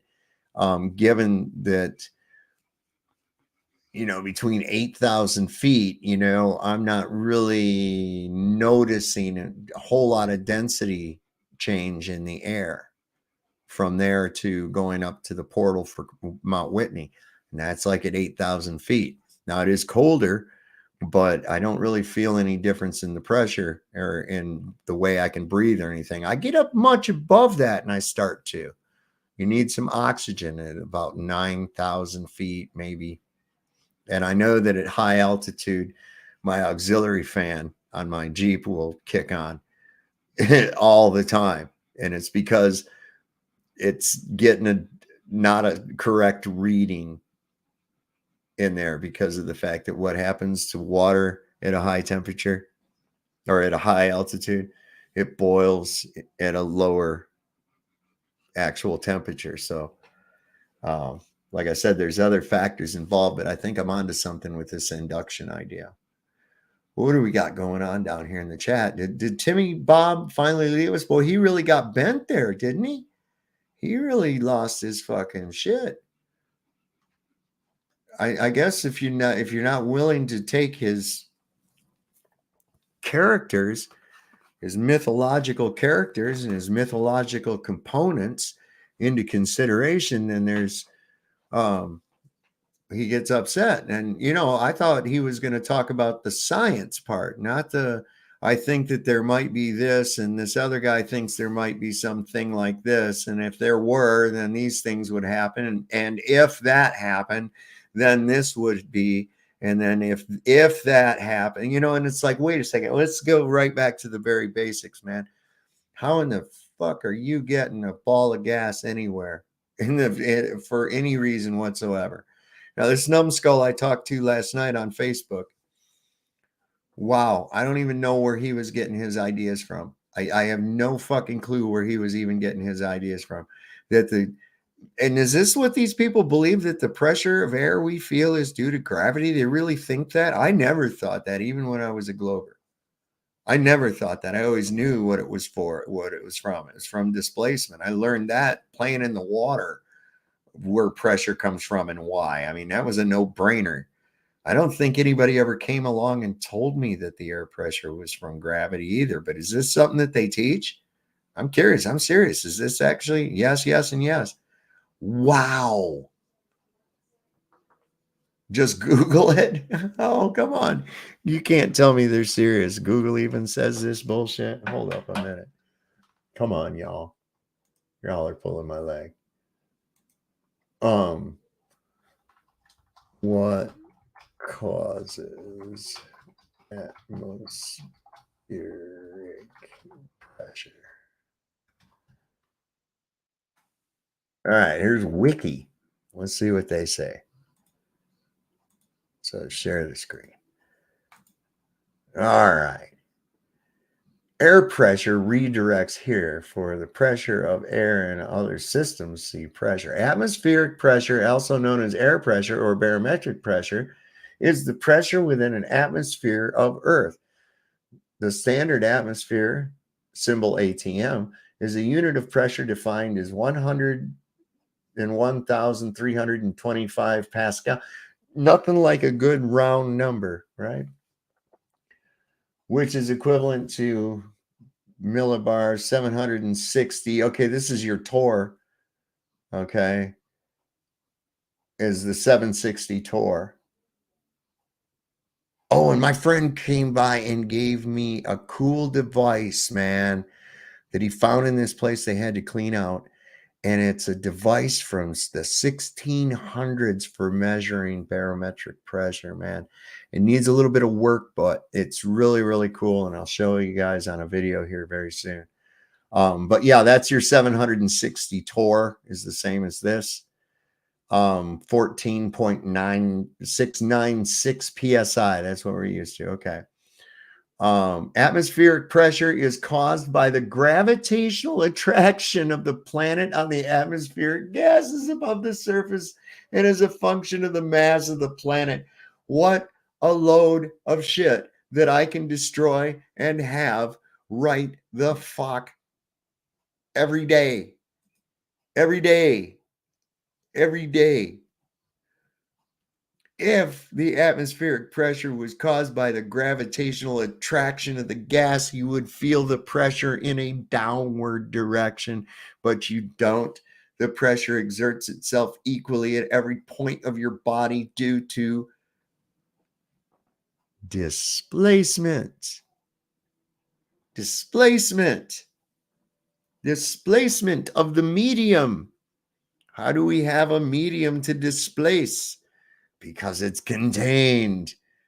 The only way to have a volume of gas, and I defy anyone to prove me wrong, that the only way to have a volume of gas is to have it in a container. No other way. The only way for gas to even have weight is in a container. Now tell me, please, what is the weight of helium? Is it a negative number?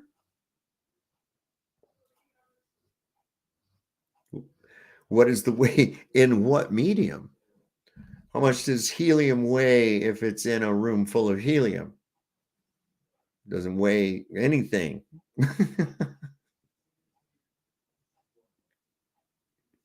It's all dependent on the medium.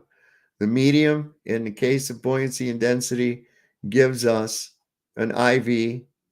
The cause, the affected object, of course, is the dependent variable. And all we have to do is change the medium to change the weight. Provable. Now, if there was a weight, atmospheric pressure is caused by the gravitational attraction of the planet, then why is it that when something is weighed in a vacuum chamber and you remove the medium, the object becomes heavier?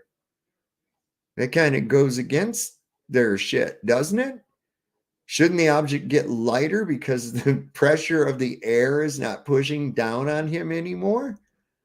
Of course. So I just blew Wikipedia. out of the fucking water with their explanation of nonsense bullshit. But most people, they'll just go, well, it's on Wikipedia, so it's got to be true. I just proved to you that it's not fucking true, didn't I? Then who am I? Some old dope smoking hippie on the ISS, right? I quit high school. I didn't even go to no other colleges or any, no college, none of that bullshit. I didn't need that. Yet I know this stuff, right? That you people, apparently, you educated people, supposedly went to school and don't know. How is it I know the shit and you don't know the shit? Oh, that's right, because you don't really know anything. That's because you go to a source like Wikipedia and whatever the fuck it says there, that must be the truth. I just proved that that's a lie. I just proved that that's a lie. And I didn't even have to show you anything. I've shown you before. Things weigh more in a vacuum. What happened? I removed the air that was pushing down on it.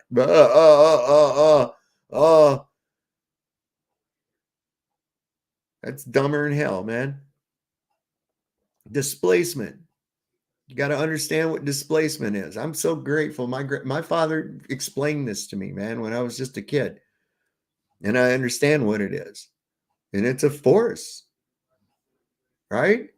If I have a full tub of water and I step into that tub of water, what is forcing the water to go up over the edge of it? Something had to force that medium out of the fucking tub. What forced it? Displacement of my body forced it. Why? Because two objects cannot occupy the same place at the same time. Something has to give. This is why you don't sink into the floor. This is why if you don't open the door, you'll smash your nose. If you try to go through it, right? We can't walk through walls. This is why. But a gas is a fluid. Water is a fluid. That fluid, that medium, will, up to a certain density, yield in displacement to ourselves and most objects placed into it. I don't know why this shit gets upset. Boy, I'll tell you what, that guy really got up. That's incorrect. Quasar, there are elements of nature and machines in the sky that create natural weather patterns. Yeah, that's the whole thing. We're in a dynamic. See, this is the thing too. They say, oh, it'd get fucking hot if it was enclosed. It'd get hot like a car. No.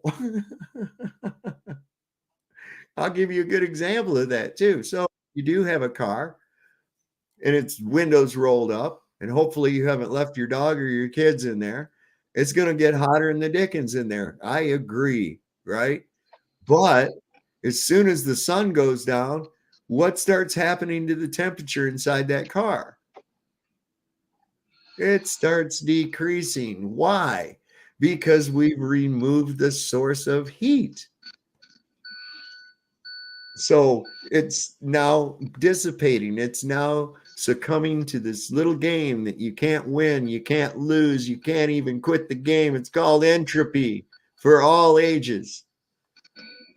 By Milton Bradley. I had to run into the store right quick. Just came back out. All right. How's everybody in there?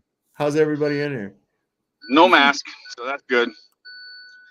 Sometimes that Safeway has about half the cashiers are wearing and the other half not, but tonight there was none. Wow. I mean, there's people still 4 years later still doing that? Oh, especially I've noticed in these stores around here, even though it was never required here. No store ever required it here in Arizona right here. But you still had such great compliance to whatever. And still there's like in the morning shift people, I say half of them of the workers wear masks.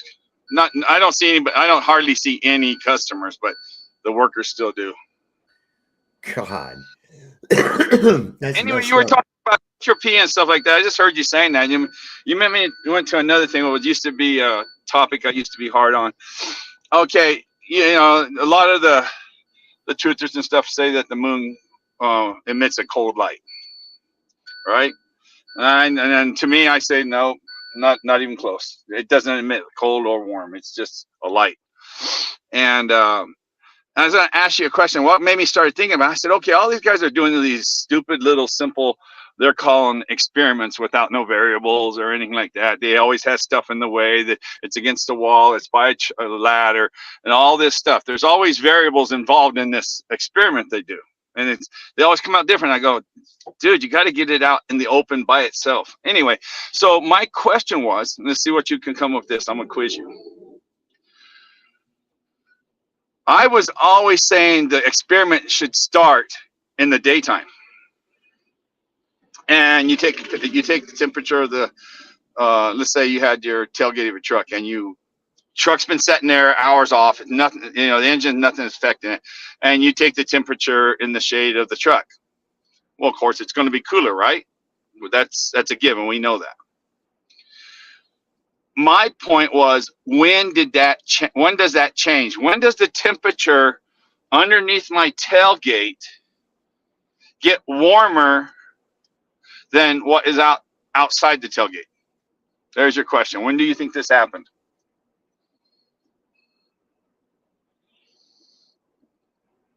You got to think. I don't think it's so much the case of that the shadowed area is getting warmer as the idea that the lit area is becoming cooler. And therefore, so the idea is that which is isolated from the moonlight is not cooled down. No moonlight. There's no moonlight's involved here. We're looking for the transition. When does it transition? No moonlight's involved. Moon's not due up for another 5 hours. Okay, so you're talking about when the sun's gone now, right? And you had a cool shaded area underneath the tailgate, and outside of it was warm, right? And it's still light outside, but the sun is gone. It's gonna end up there again. Temperature, the entropy, it's going to even out. It's going to start even out. Now, I don't know how long that is going to take. There again, that's going to depend on the variables of what kind of temperature we had in the first place, how big of an area that we're dealing with. I mean, there's a lot involved there. The way I would do it out there like that is I would do daytime, nighttime, right? No full sun. Then with no sun, then I would go ahead and create a shadow with something in the day.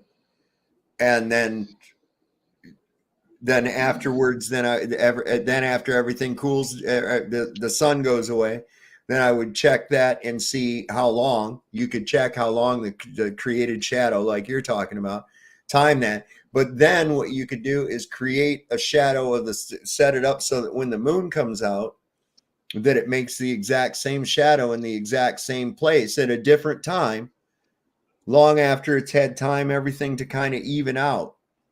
Because it doesn't always just show up right after the sun. Sometimes you don't see it till late at night. You've had a long time for What shit. What doesn't show up after the sun?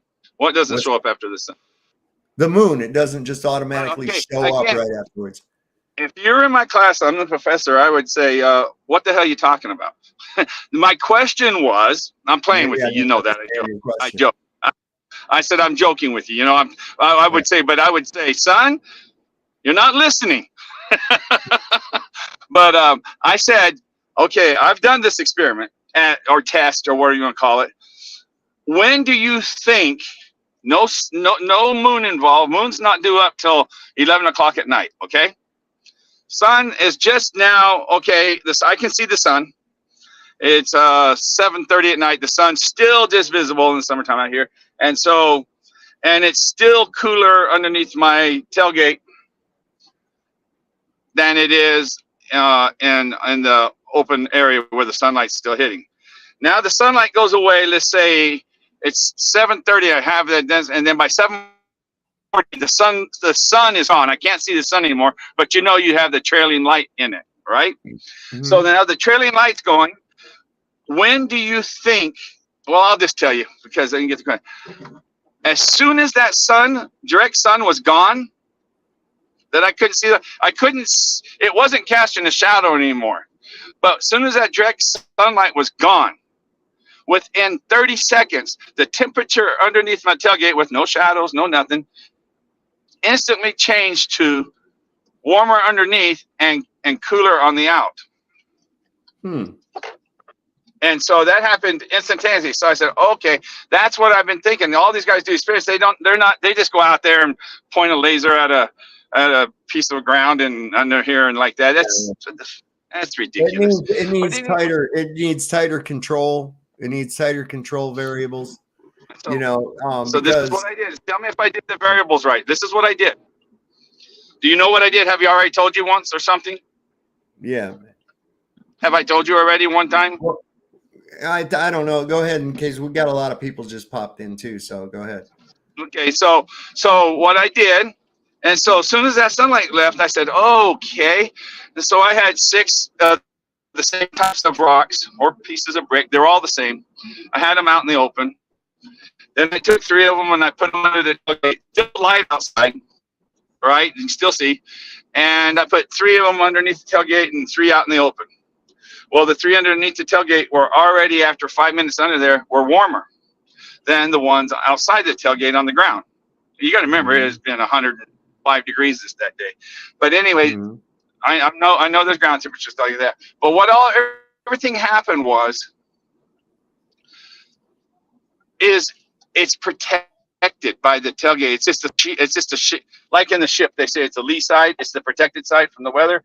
So my tailgate, even though it didn't have the truck on or anything for hours, underneath that tailgate was already warmer than outside, and it was still 105 degrees temperature. So then, I waited for the moon to come up. Okay, go ahead. Go ahead. I was going to say also that open tailgate, right, is above that shadow, whereas outside there's nothing above it. There's no shadow, just protection. Right. There's no shadow now. That's what I'm saying. It doesn't need a shadow. It doesn't need a shadow. I'm trying to tell you that is the thing that was casting a shadow, is it still sitting there? It's my tailgate. Yes. At one time, before. That's all. So the tailgate's still there. It hasn't moved. And the area of shadow underneath of it didn't warm up. It cools down slower than outside. Right? It got warm. No, it got. Remember, and it's going to be cooler under my tailgate. Did the shadow increase in temperature? There was no shadow anymore. It's just underneath the tailgate. The ground without shadow. The area where the shadow was, Harmon. Yes. It increased in warmth. And the outside decreased. What, the increase? Yes, it became warmer.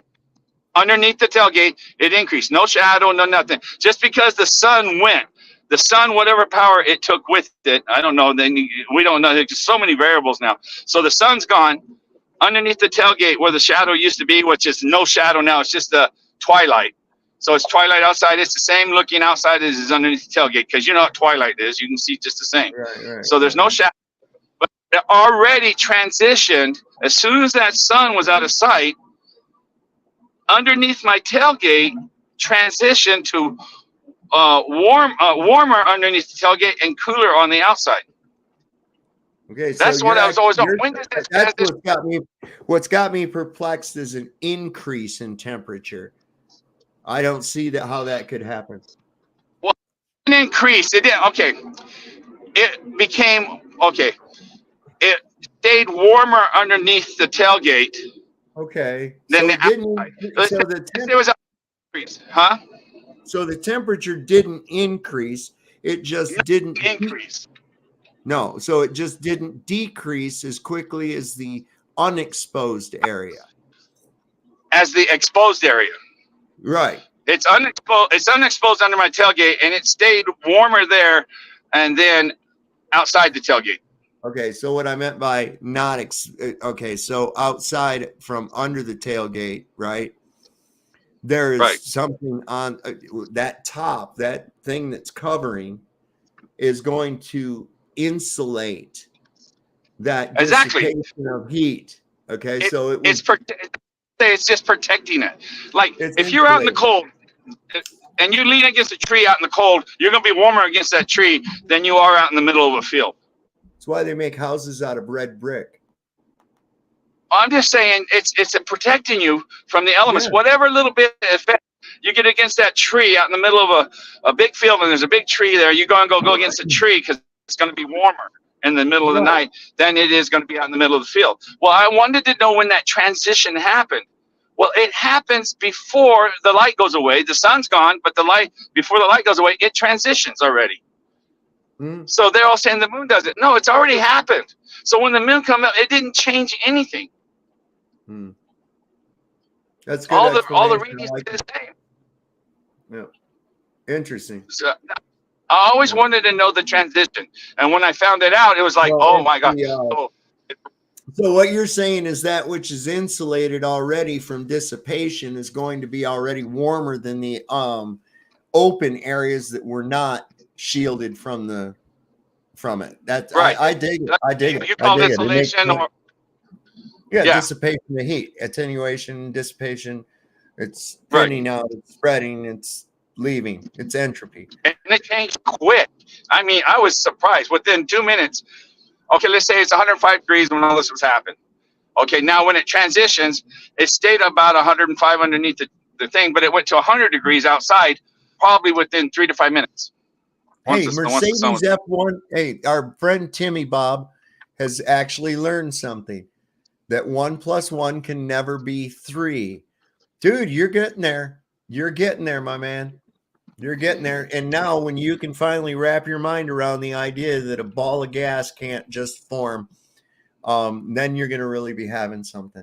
You know what I'm saying? But yeah, that makes a perfect explanation. I would say that's that kind of discounts the idea that it's cold light coming from the moon, just based on what you're saying. The dissipation rate of the heat is going to be different in the unsheltered area than it is in where the shadowed sheltered area is. That makes absolute sense. But what about if it's got to a point of time? This is when it would have to be checked. Okay. So what you could do is you could take an area that is completely open in the moonlight, right? It's completely open. You're smart. Now create a shadow of things of various different sizes and different areas of the open area, because it's going to be temperature differentials. It's not going to be all exactly the same. So I would set up maybe 5 or 6 places. I did it. I did it. Okay, and what'd you get? Okay, when the moon finally came up, and let's say it was like almost 8 o'clock in the sky, or almost 9 o'clock in the sky. Now it's casting my truck is now casting a shadow that I measured that is 16 feet from the truck. So now I got a shadow away from the protection out in the open, like you said. So I was thinking, okay, let me try this. So if I take these rocks and put them at the end of the shadow, 16 feet away from my truck, and take 3 more rocks and put it just outside the shadow, from everything I learned, I figured it out before I did, because I did several other variables, right? So if the shadow is 16 feet away, nothing's affecting it except for it's just in a shadow, like you said. And I got the other 3 rocks, 3 outside the shadow. What do you think the temperatures of the rocks are? What I got? What do you think I got? I bet you got no change. No change. Yep. 0. Yep. One's in the direct moonlight and one's in the shadow, 16 feet away from my truck, and they were the same reading. Yep. I'm going to recreate that myself. I've got a really cool little laser thermometer that I use for shit. It's so sensitive. Okay. There's so many things that was going wrong. I mean, I took hours out there doing this, right? Okay, now I was using my phone to record the temperatures and do all that stuff, right? Would you believe, just from, and I don't have it real close to, can you see, where's this? I didn't have it really close to the thermometer. I had it out quite a ways, right? But the light, as soon as you had the light on, I don't care how far away you were, it affected the temperature. Just this little You're supposed to, I think, do it from like.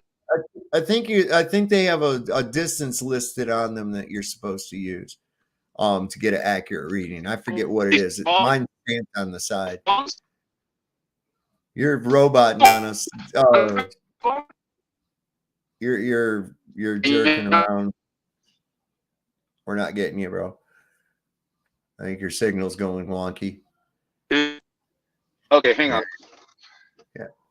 So Mercedes F1 says, I am serious. I am a professor. I am gay, and I am a furry. So what? Cool. And nature that kill you. What do you want me to do about that? I mean, that's your fucking trip through here. You do whatever you want with it, including believing that clouds of gas are in space for some fucking reason. Can you hear me now? Yeah, I hear you now. Okay, I parked back across the street. Okay, so just turning the light on my phone and to take the temperature with my gun, my radar, whether laser gun, whether temperature thing. Laser thermometer, yeah.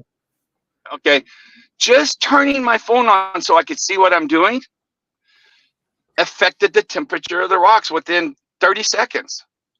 Wow. I said, man, I can't, I know, it freaked me out. I go, this little simple light affected the outcome by 2 or 3 degrees.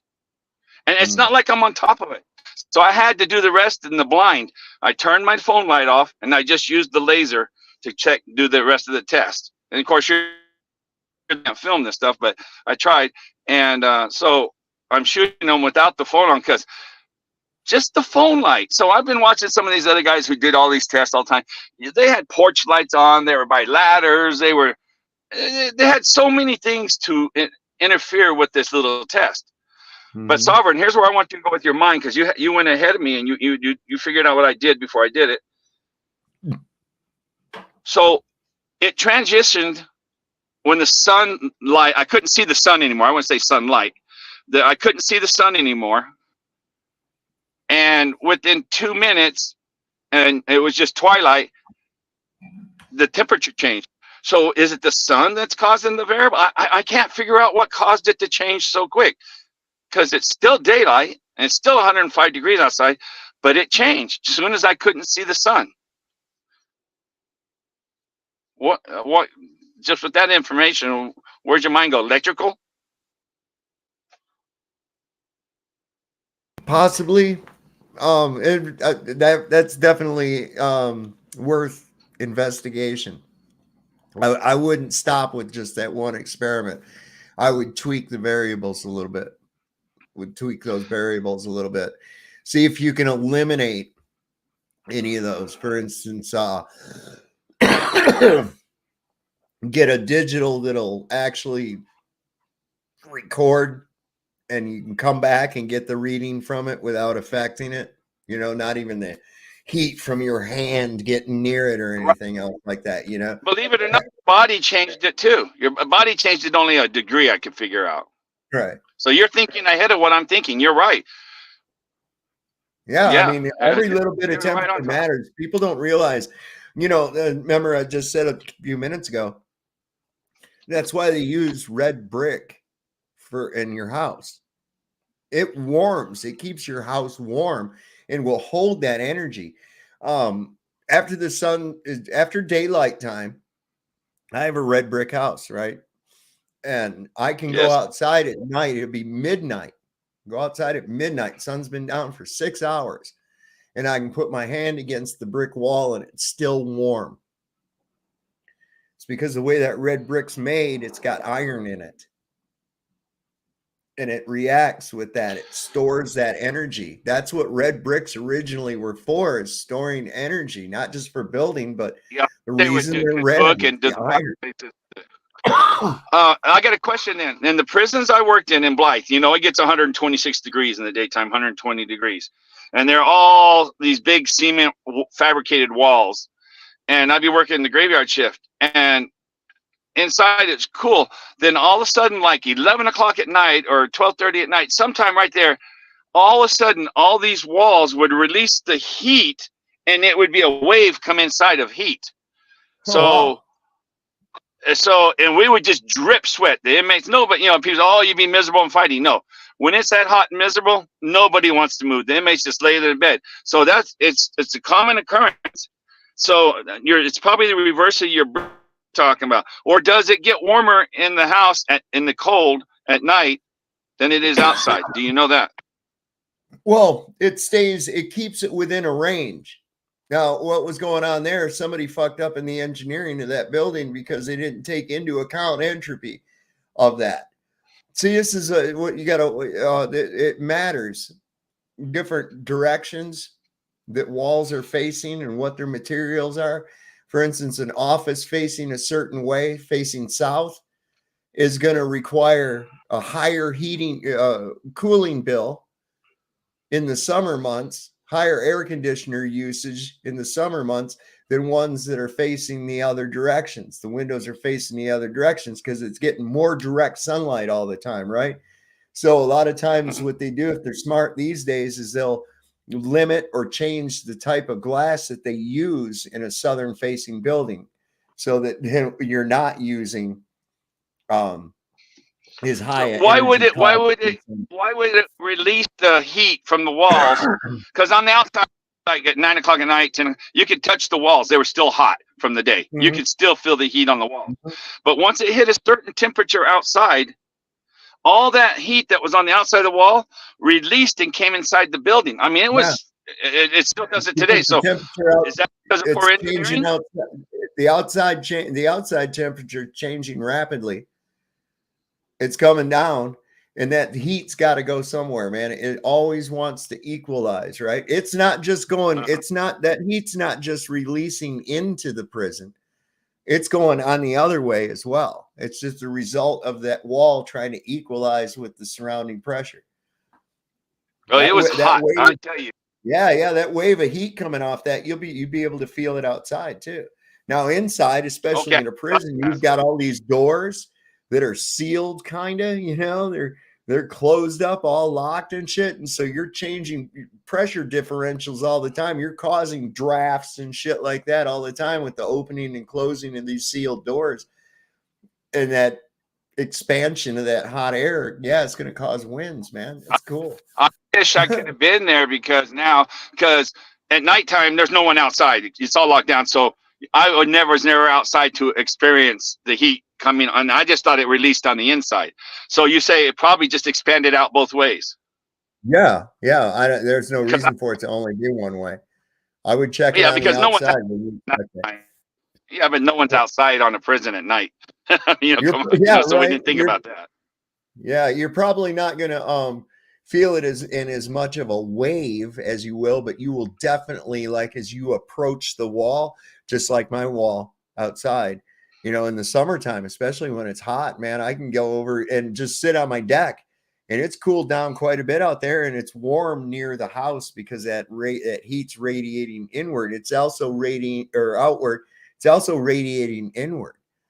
It's keeping my house warm. That American stuff has to get awful hot during the day, doesn't it? Sometimes it does. But the fact the thing is, I think part of it, the key to it, is the iron that's mixed in with the clay to make it to be, the iron oxide. That's actually, that ferrous material helps conduct that. And that's why I say the heat, I believe, is absolutely electric. We're of course, all these walls are just rebarb. So would that be what you're talking about? All these walls, of course, when they lay them, they just got all these rebarbs, and they pour their forms and they set them up. And so all the inside these walls are just all rebarb. Yeah. So is that the iron you're talking about? Sure. Yeah, okay. That would aid in it, but I'm saying that's what gives red brick, like my example of a red brick house. Right. That's what gives it the red color, is putting iron in it. Oh, now, I did not know that. Anymore, the newer bricks, they're just making them red. But true actual building bricks up till recent history, and not to say that you can't still get the ones that are made with iron oxide in them, but that's their purpose, is that they store energy. They will store energy and heat energy. But I believe there's an electric function going on with the sun. I really do. And I think that the heat that we feel here on the earth is actually a result of its proximity from it. You know, that actually rather than getting closer to it, you get hot. I think that the further the land gets away from it, the hotter it gets within a range. You know, it's sort of like when you move a magnifying glass, you know, if you're trying to start a fire with a magnifying glass and you put that point of energy, it's right there on whatever's going to start fire. But if you pull that magnifying glass back a bit, that point on the ground is no longer on the ground, but it's still there. Where is it? It's at that pinch you can't point see of it, the but air. if you put your hand up to it, if you put your hand up closer to it, that point would be on your hand then. But you can't see it. It's right here. It's going like this. That light's coming in right, and it's pointing down right there at that apex, right there at that cross. There's your point. The next point of it. your focal point. Listen, there's your focal point, right? And so then once that point is above something else, it starts to spread out the light down this way again. So it comes in like this to a point and then spreads back out this way. And so Comes in like a cone and goes out like a cone, huh? Yeah. Is that where it goes? Comes down like a cone and to a point, and then at the other end it spreads out like a cone. Right. So I mean, that's what you're saying, right? It's like that's how like a point of energy can exist like that. Now, if I'm thinking maybe even on a bigger scale, see, that's why I've said the sun is huge scale. I understand that. Energy. I think that the sun is just an energy source, but I don't think it's like fire or anything else like that. I think it's electromagnetic in nature. You know, like a phenomenon of an intense electromagnetic field concentrated, you know?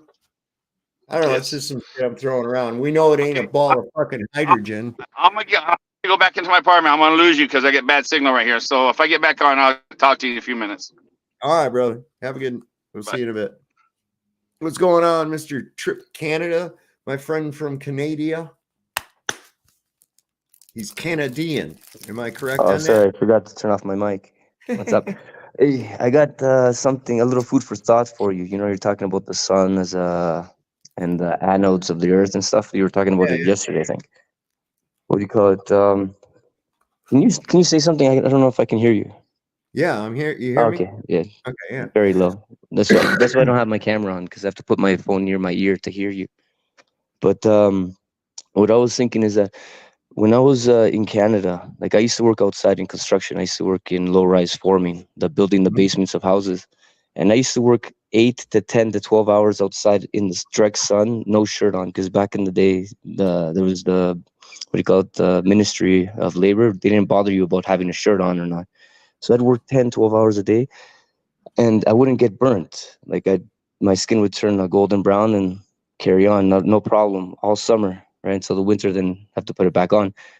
But here, I just moved here. I'm 2,600 meters above sea level where I am. Mm-hmm. I can't take off my shirt for 5 minutes without getting burnt. And I mean burnt, like where it turned red, and I have to wear a long sleeve and hat all the time.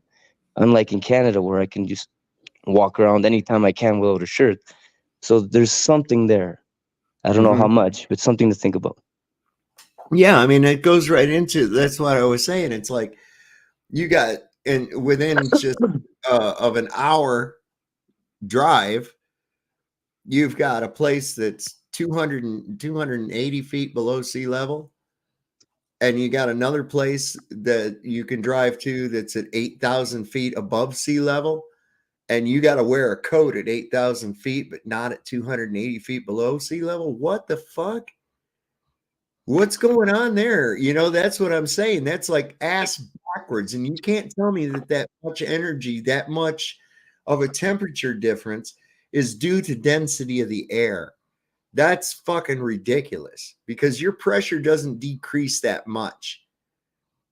You know, I'm just saying that's ass backwards the way things actually work.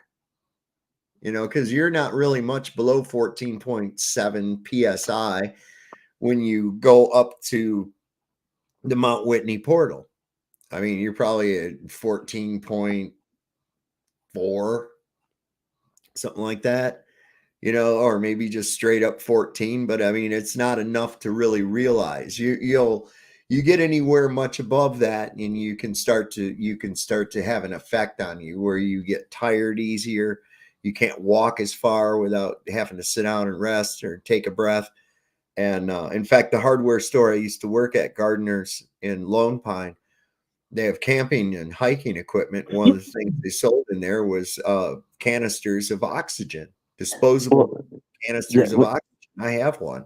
And here, when you come to Bolivia, especially in La Paz, because La Paz is 3,500 meters above sea level, approximately, you get Mhm. this sickness called sorokchi. It's Quechua for it's basically translated into altitude sickness because your Uh-huh. body doesn't produce enough white blood cells, so Right. you get a fever. Some people it can actually be fatal to some people. Uh-huh. But so it is because of the lack of oxygen, right? So I felt it here when I got here.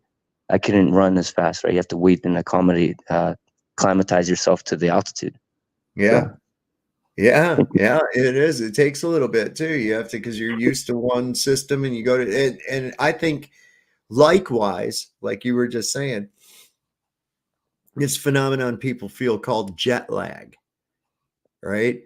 I think it's partly that, an And acclimation. But most importantly, we have this Schumann resonance, and it's not all exactly the same everywhere. It's within certain ranges of that 7.8 hertz, I think it is. So it's somewhere within that range of it, right? So it's not always the same. So here you are, like on one side of the country, and you've been resonating for the last 20 years with that relative vibration there. And then you get on an airplane and you fly 5,000 miles or even over to Europe or some shit like that, way far away. Well, that frequency is completely, even though it's minorly different, it's still completely alien to the frequency you've been resonating on. And so you're at a state of dis-ease, so to speak, until you start to resonate with that Schumann resonance there. I think that's what's responsible for jet lag, man. Does that make sense? Unfortunately, since I've only traveled the Americas, like I've been from Canada to Argentina and some countries in between. Uh, Jet lag isn't a thing because we're in the same time zone, basically, right? The only thing that Right. separates where I am in Canada and the United States is the daylight savings time that's not used here. So I don't know about jet lag, so I have no personal experience with it. Oh, that's interesting. So north south didn't affect you. I want to look into that because that would have something to do with the energies of I think the energy of the sun, that we go through a cycle. We're only supposed to see the thing do its thing once a day. If you fly somewhere where you're seeing it do the same thing twice in the same day, that kind of fucks up your system. And even the energies that are from that, because you have to, it would be like a circadian rhythm, of day and night. We know we have this rhythm, and if you disrupt man, wow. Well, Wow. I wonder if maybe there's the social society because you know how when you meet people, you receive like an energy off them, like good vibe, bad vibe, Yeah, yeah, whatever yeah. it may be. Maybe when you travel into Hey, different countries, the society has a vibration itself, like an yeah, aura itself. Who knows? You know what I mean? yeah. Well, listen, and you got to listen to that. People have been trained to turn that off. They've been told to turn that off. Don't be silly. Don't be superstitious. You're just being, listen, when something gives you the willy nillies, pay attention. I'm serious. There's a reason you get the willy nillies, man. Pay attention when you mess with you interact with other people, that vibration that's give off. That's another form of communication that we don't really recognize, Oh yeah, but but we do on another level recognize, and that's I that agree. resonance of an electromagnetic field. And if there's I've something met fucked up people with it, that you feel it. instantly crash with me. Like I can't like their vibe. You can tell that they're not sincere or whatnot. So yeah, Yeah. absolutely. Energy is something that's not physically visible, but you can feel it. Yeah. Yeah, I mean, this is you can definitely, and we have the power to project energy. An example I often use is like if you've ever been in a like a bar or a nightclub or a party or something like that, and you can feel somebody staring at you, and you turn around and look, and some motherfuckers over there staring at you, and then you look away. It's like, how did you feel someone staring at you from behind? And Exactly. You can it, feel it. yeah, it was the intent. It's just like if you've ever been deer hunting, you get that buck, he's in your scope, you're watching him, you're only watching him, you put your finger on the trigger, and as soon as you think about pulling that trigger, that deer pops its head up and looks right the fuck at you. Right at you. You haven't pulled the trigger, you haven't made a noise or nothing. How did that deer know you was gonna pull that trigger? Well, He felt that that I intent. never. I learned how to hunt. I could never actually do it. I can't take myself to kill an animal unless I have to. But I can Me imagine. neither. I can I know imagine the what it feeling goes of. down. Say again. I said I don't like to kill things either, man. Now this is really weird. I have a hard time about killing an animal, right?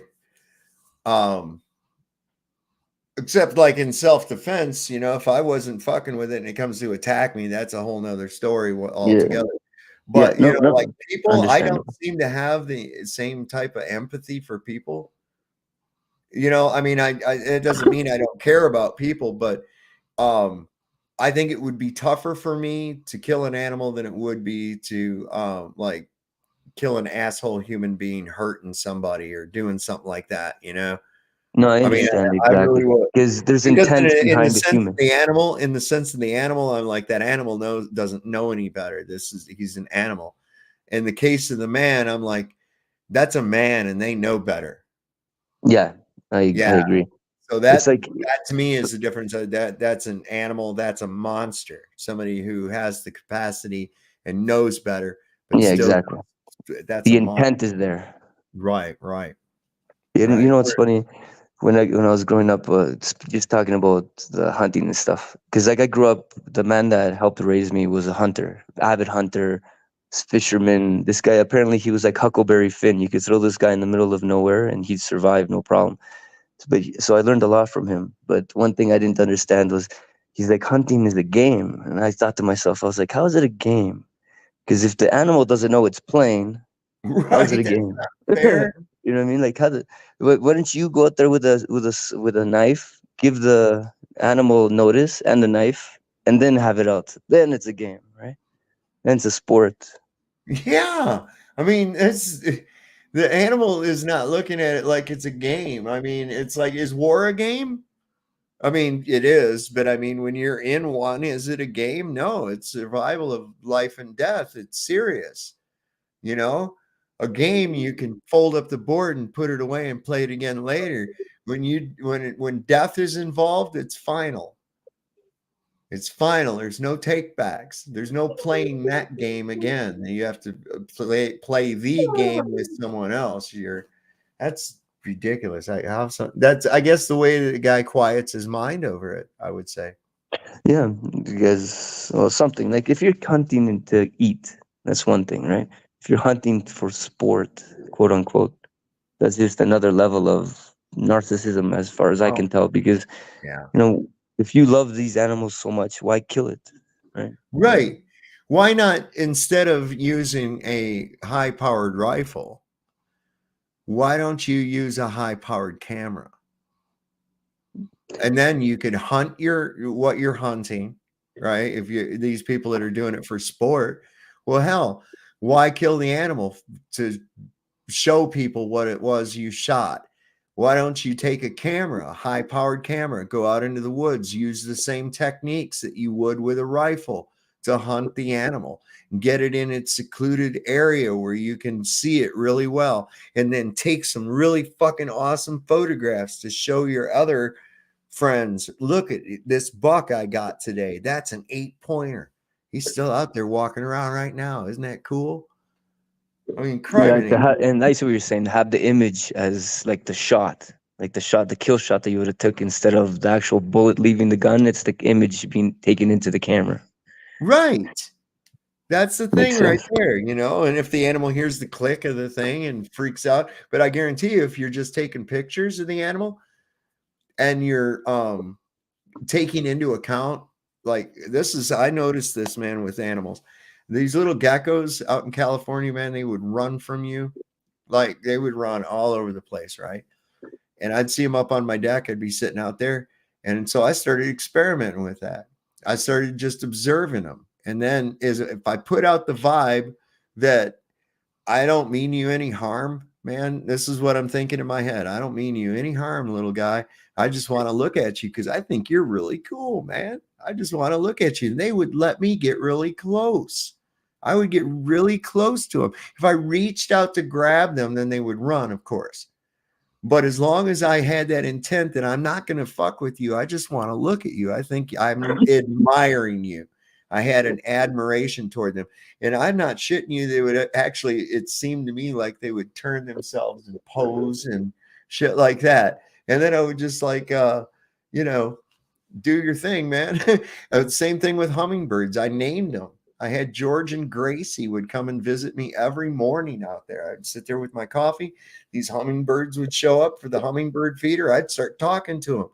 And they'd come up and in front of me, and I'd just be thinking to myself, well, you are looking just lovely today. I'm really glad you came to visit and shit. And they would chirp, chirp, and go over and drink some more, come back over and hover in front of me, and I'd talk to them. And they were cool with that.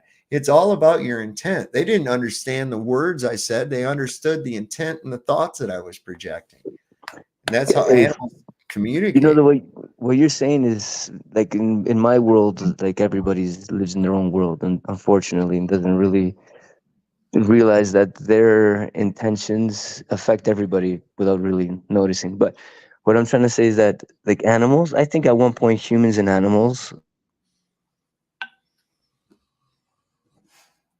Did you cut out on me? I lost your audio, bro. We still live? I lost you, Trip. Dogs are the best beans. Julia Lewis's dogs are the best beans. I love them to death, man. I got fired. There you are. I lost your audio for about the last 40 seconds or so. Oh shit. Yeah. No, I was just saying. That I think that humans and animals had a better relationship before we broke the covenant. We did all this stupidity. You know, I mean, I think that there was a connection between humans and animals that has been lost due to our ignorance and our constant constantly moving away from nature. Yes. Yes. And this thing, like where it says in the Bible, man was given dominion over the plants and the animals and shit, right? And over the garden. I don't believe that. Okay. I believe the word more apt is custodialship. Yeah, I agree. Okay. It's like, you know, they talk about the food chain. The humans at one point started to disrespect the food chain. They didn't give a shit about the food chain anymore. They just went on about like more greed, and they want furs and this and that. At one point, we just went to shit. Oh yeah. Well, and the devil's going to keep us, and I'm using that term euphemistically as whatever this entity, and I believe there is a malevolent supernatural entity that is running things in this world that we're in. And I think that that it's constant of getting people through the use of artificial scarcity and programming tactics to get people to focus primarily on the physical world, right? And this comes at an expense of the soul. This comes at an expense of the spirit, because now you're out of balance. Your pentagram is upside down. You've put the worldly things, the material possessions and things above the spirit. And we see this all the time. People will take jobs to do things that are morally reprehensible because It's a paycheck. Well, what the hell are you doing? You just sold your soul for material wealth. That is so good. That's a no bueno. That's a no Guy, bueno. you just reminded me of something. This guy that I woke up to flat Earth years ago, right? He he was an atheist. His two children had been born with some sort of deficiency, mental deficiency, and he thought God was not existent, just non-existent. And I showed him flat Earth, and he came back right to what is Yah.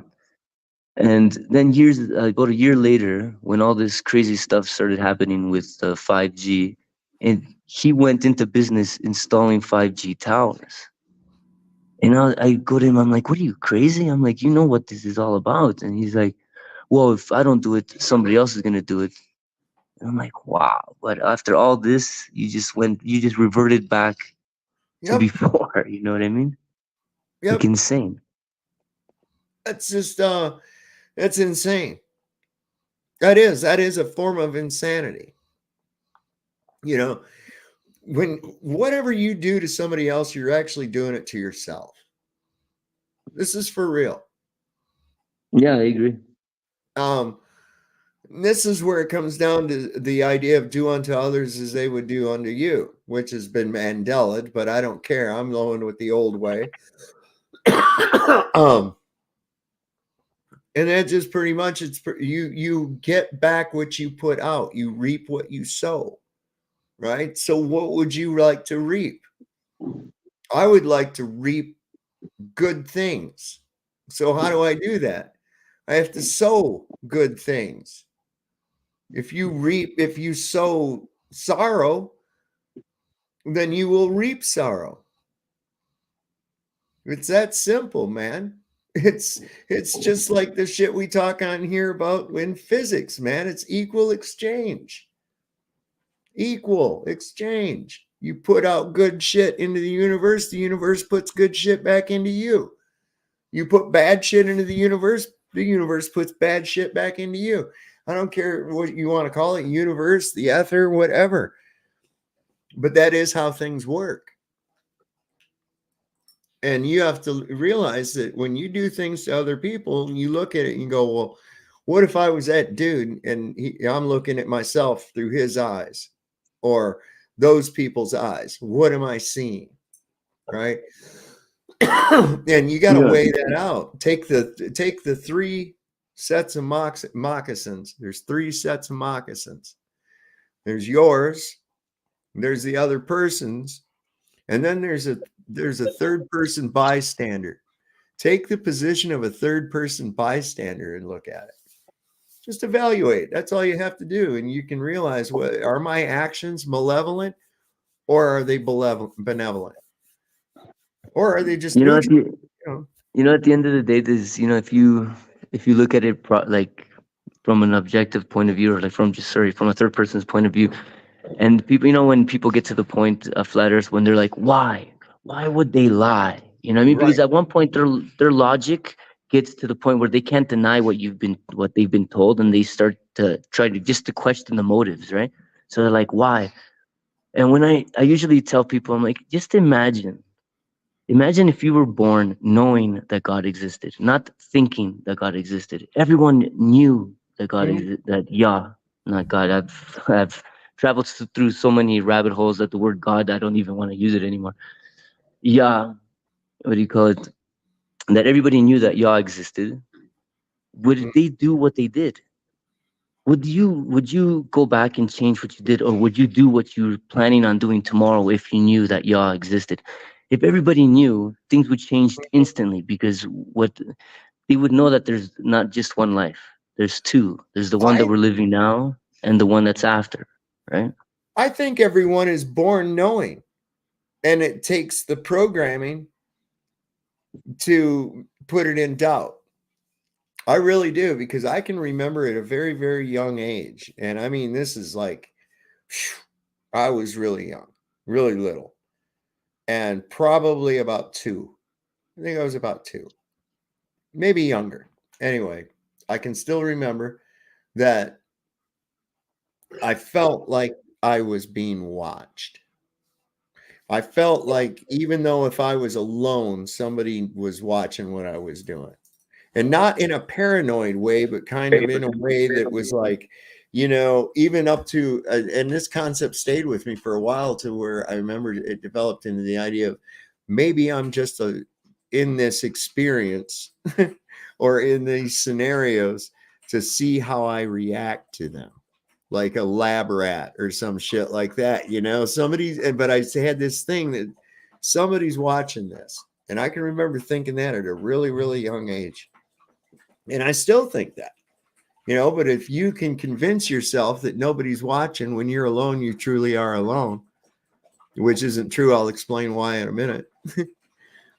And then you say, oh, there's no such thing as God, so therefore I'm unaccountable to anyone but myself for my actions. Well, that's not absolutely true, because I see all these atheists go, well, I've never seen any evidence of God. And I'm like, well, where are you looking? And what is it you're looking for?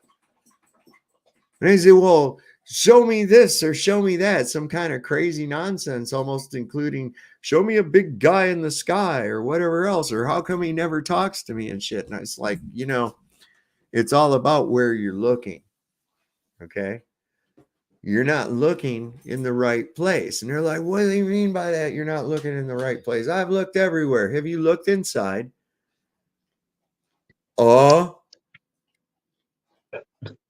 Have you looked inside? Well, what? Yeah. Where do you think that little inner voice comes from? You think that's you? Are you dumb?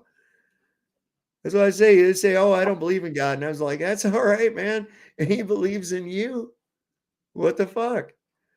But that's the interesting thing. I mean, look, you have to find God inside. You're not going to find God, and then you will realize the evidence of his existence just merely by looking around you and taking in. Oh my God, what a miracle. The miracle is when you open your eyes every day.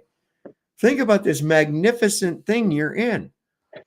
Your consciousness inhabits this incredible biomechanical fucking machine that is perfectly designed and suited for its purpose in this 3D reality or whatever the fuck it is. But anyway, this is a boss ride. And yeah, you can pimp your ride. You can give it some thick tires by working out and all this other shit. That's all right. It's your ride. Pimp your ride if you want to.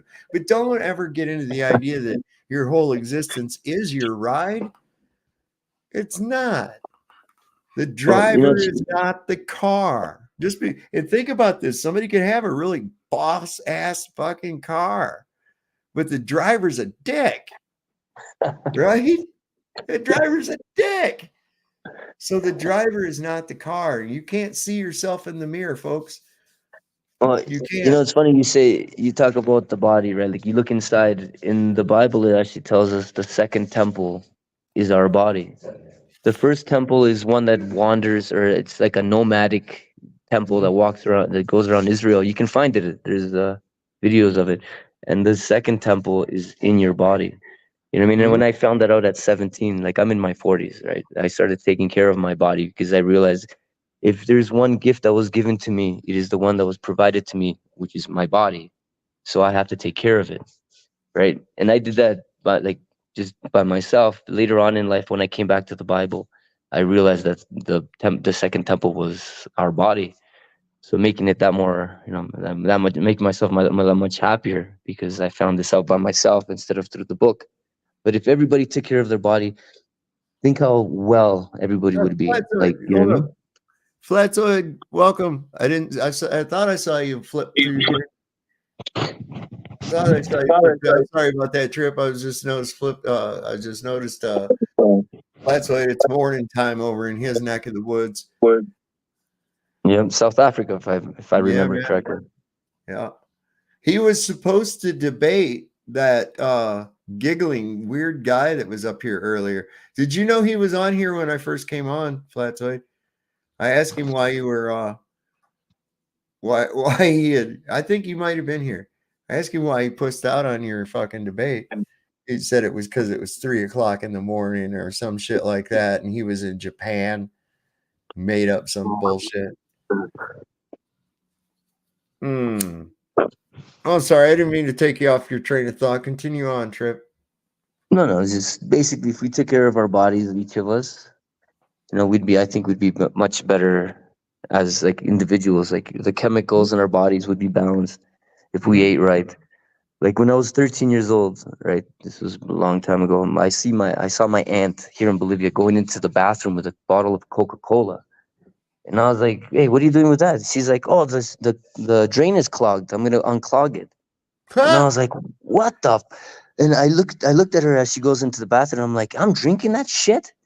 I'm like, if she's going into the bathroom to fucking unclog the sink with that, and I'm gonna drink it, so I stopped drinking Coke right there. I'm like, fuck, okay, I gotta pay attention to what I'm doing, right? Even as a child. Yeah, Like, man. what the Look, fuck? Coca-Cola Corporation has been using Coca-Cola to clean the engines of their trucks with for years, bro. Yeah, that's no kidding. You can polish chrome with Coca-Cola. Yeah, like so, and people ingest this shit everywhere, but Yes. like it's insane. So I think, like I'm saying, if we took care of what we ate, or we take care of our body, right? And what are the side effects of good health? Definition, the pimped up ride that you were talking about. I don't know, man. I'm living. I'm doing what I do. I take care of myself to an extent. I don't go crazy about it. Probably should cut down smoking. But that's another fucking thing too that I've been sticking my thumb to the goddamn system too since I was forever. Is this whole thing? You notice that they had to change the little warning on the side of that now because there's no proof that any cancer comes about from it. But if you think about it often enough, in relation to what you're doing, you definitely can manifest that condition in yourself. I've seen people do it. Here I am, though. I am not that I'm recommending cigarette smoking to anyone, but I've been smoking since I was 12 years old, and I'm 58 now. So whatever, no Like, problem. can I give you an example of something about smoking? My aunt-in-law, she smoked since she was 12. She was 76 when she passed away. But she Yeah. passed away after the J. Yeah. Nothing took her out. Yeah. Smoking for 50, 70, 80 years never did nothing to her. It Yeah. was that finished her off. You know what I mean? Like so I don't think smoking necessarily, like I think you die when you're supposed to. Yeah. Right? Like say that my death is whatever day is ahead of me. It's Right. how you get to that day that Mhm. defines you. You know what I mean? It's like wearing a seatbelt. Like, is the seatbelt necessarily going to save your life? No, but if you're not planned to die that day, you're going to survive. But the seatbelt could have saved you from breaking a leg, let's say, Right. or being paralyzed. So you're gonna get to your day alive, but paralyzed. If you had wore the seatbelt, you would have got there standing, let's say, type thing. You know what I mean? So I think everything's etched. We just have to get You there. never know. You have no idea when or anything else like that your experience here is going to end. You have no idea how it's going to end. And even just dwelling on it and fearing it is like, wow, that's like, oh, I hope the sun doesn't come up tomorrow because, it's going to. This is just the cycle. You just got to deal with it. So that being said, I think the best way said, I guess, live every moment as though it were your last. That doesn't mean go out there and be a fucking retard, but be at peace. Isn't that where we all want to be? Is at peace with ourselves, with our friends, with our family, with everything. And the best way to be at peace is to not cause problems, right? So there you go. And if you don't cause problems and you're benevolent, then I guess that makes you a pretty good person. And you're resonating within a, dare I say, Christ-like framework. Well, I hope Timmy's listening to this because I don't think Timmy listens to anything. Poor Tim Bob, man. That guy is just a troll. He doesn't know anything. He was making shit up.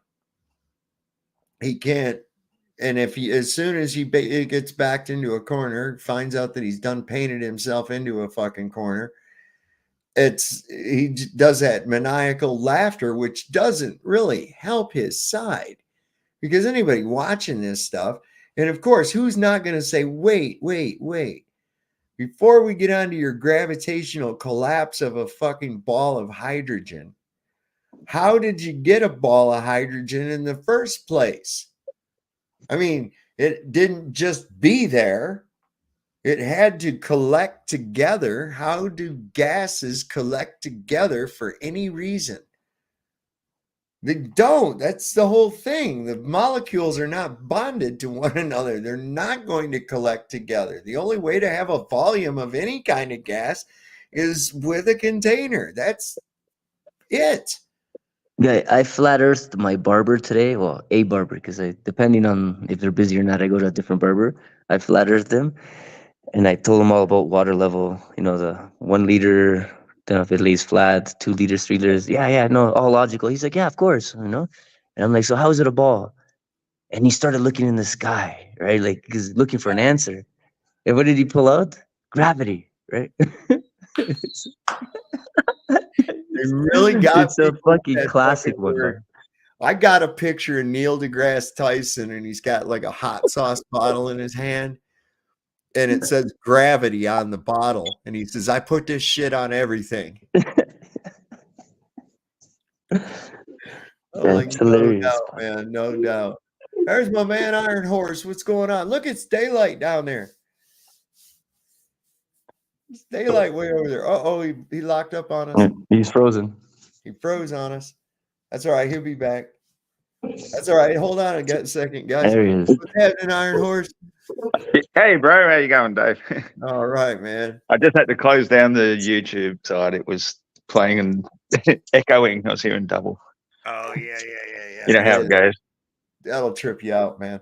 I've had that. Yeah, no, I just got home from work, man. It's been a bloody long day, long week, and bloody exhausted. But I had a really good listen to your chat on the way home. And, man, this is high IQ stuff, what you're talking about here. I love it. It's right up my alley.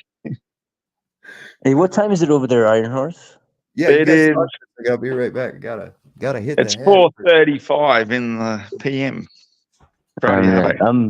I'm literally on the other side of the flat Earth, and it's 1:36 here.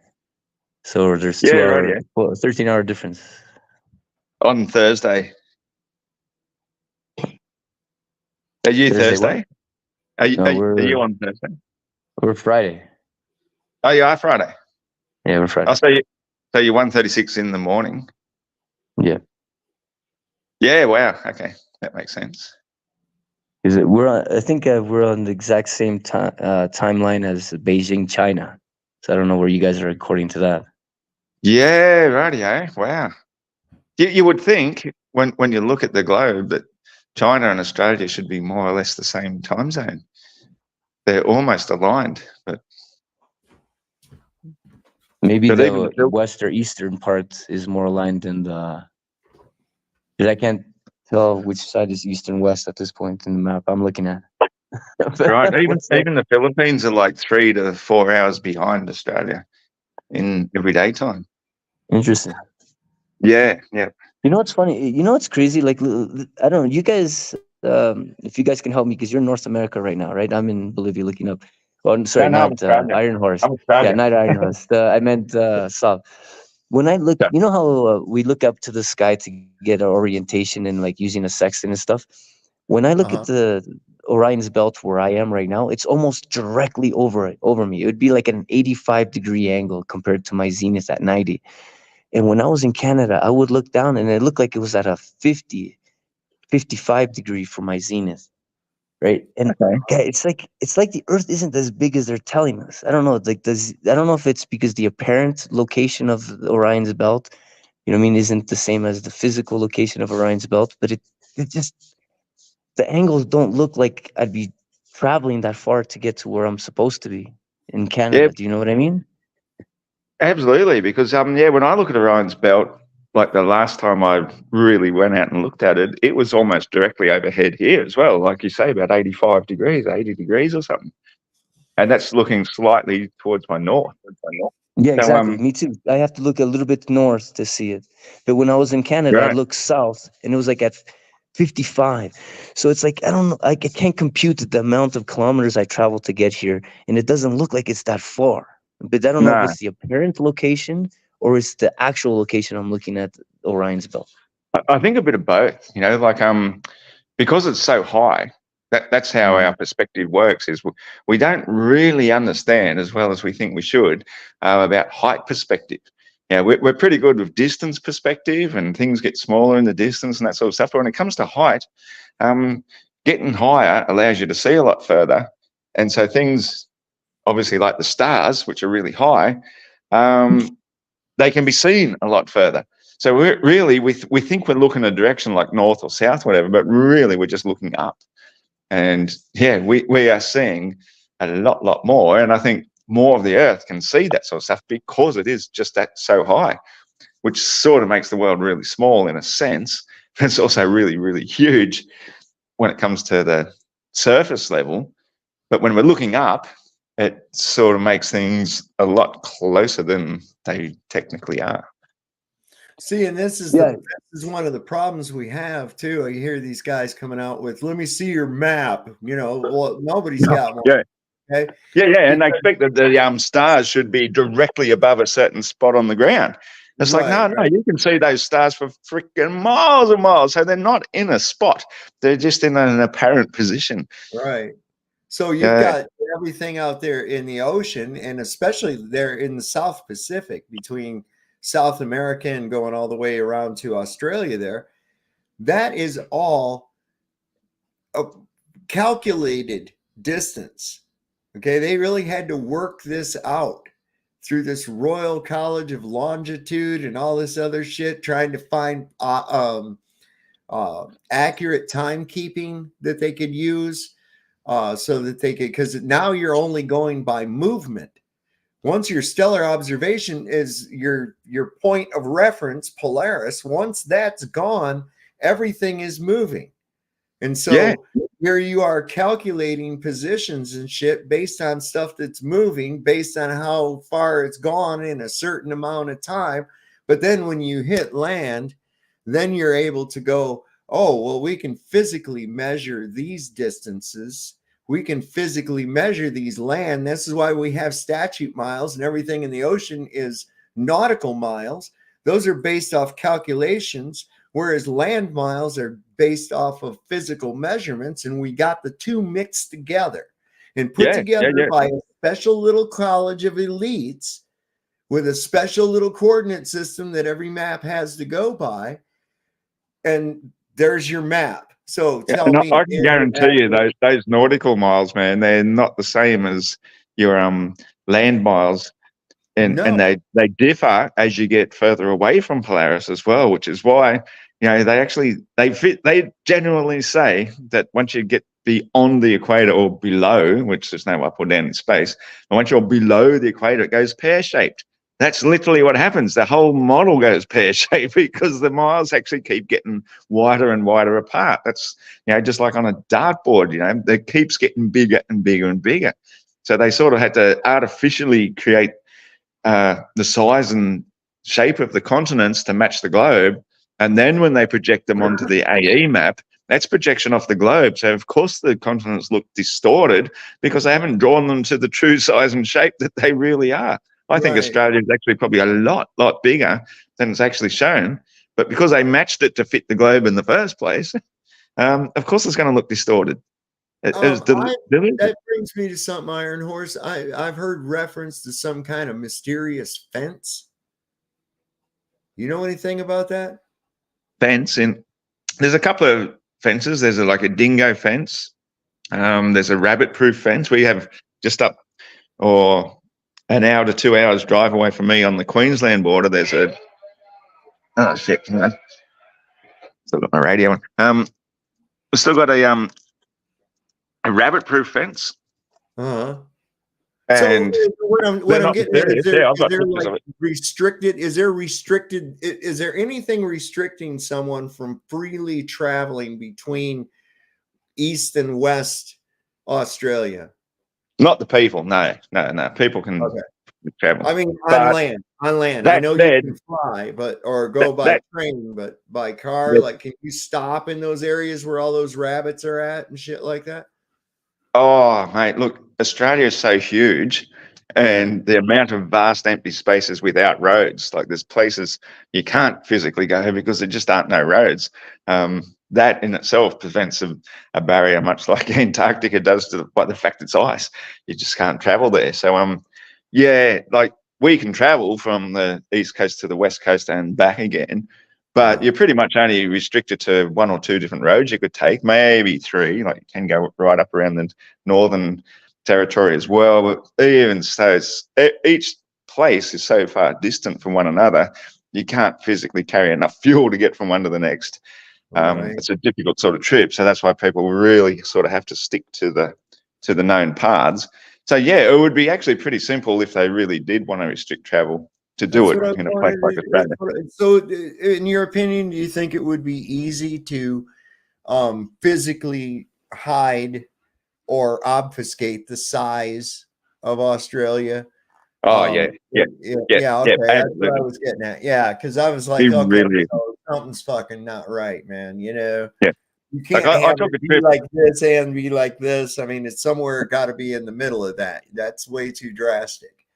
Yeah, I took a trip one time. I live about sort of halfway up the east coast, like near Byron Bay, which is the easternmost point. That was sort of been my land base for many, many years. And when I took a trip to go up to Townsville, which is not even close to the tip of the north part of Queensland, that took like about 2 days. And I travelled pretty much non-stop. Like, I did stop and had a rest overnight and everything. That's why it took 2 days. But they reckon if people tag team driving, so they drive non-stop all the way from east to west, it takes at least 3 days of non-stop driving. So Australia is massive. It's really, really huge. And there's a lot of empty space, you know, like people that come over from England, they just get blown away. I was like, what if your car breaks down? I was like, well, if your car breaks down, your car breaks down. That's just how it is. You know, we're just used to it. But for them, they freak out because, you know, they just have to walk 100 meters and in another village or something over there. Did you see where we proved Wikipedia wrong?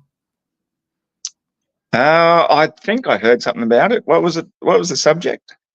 I asked Google if air pressure on Earth was caused by, or what caused it. Rightio. And it said atmospheric pressure is caused by the gravitational attraction of the planet on the atmospheric gases above the surface, and is a function of the mass of the planet, the radius of the surface, and the amount of composition of the gases.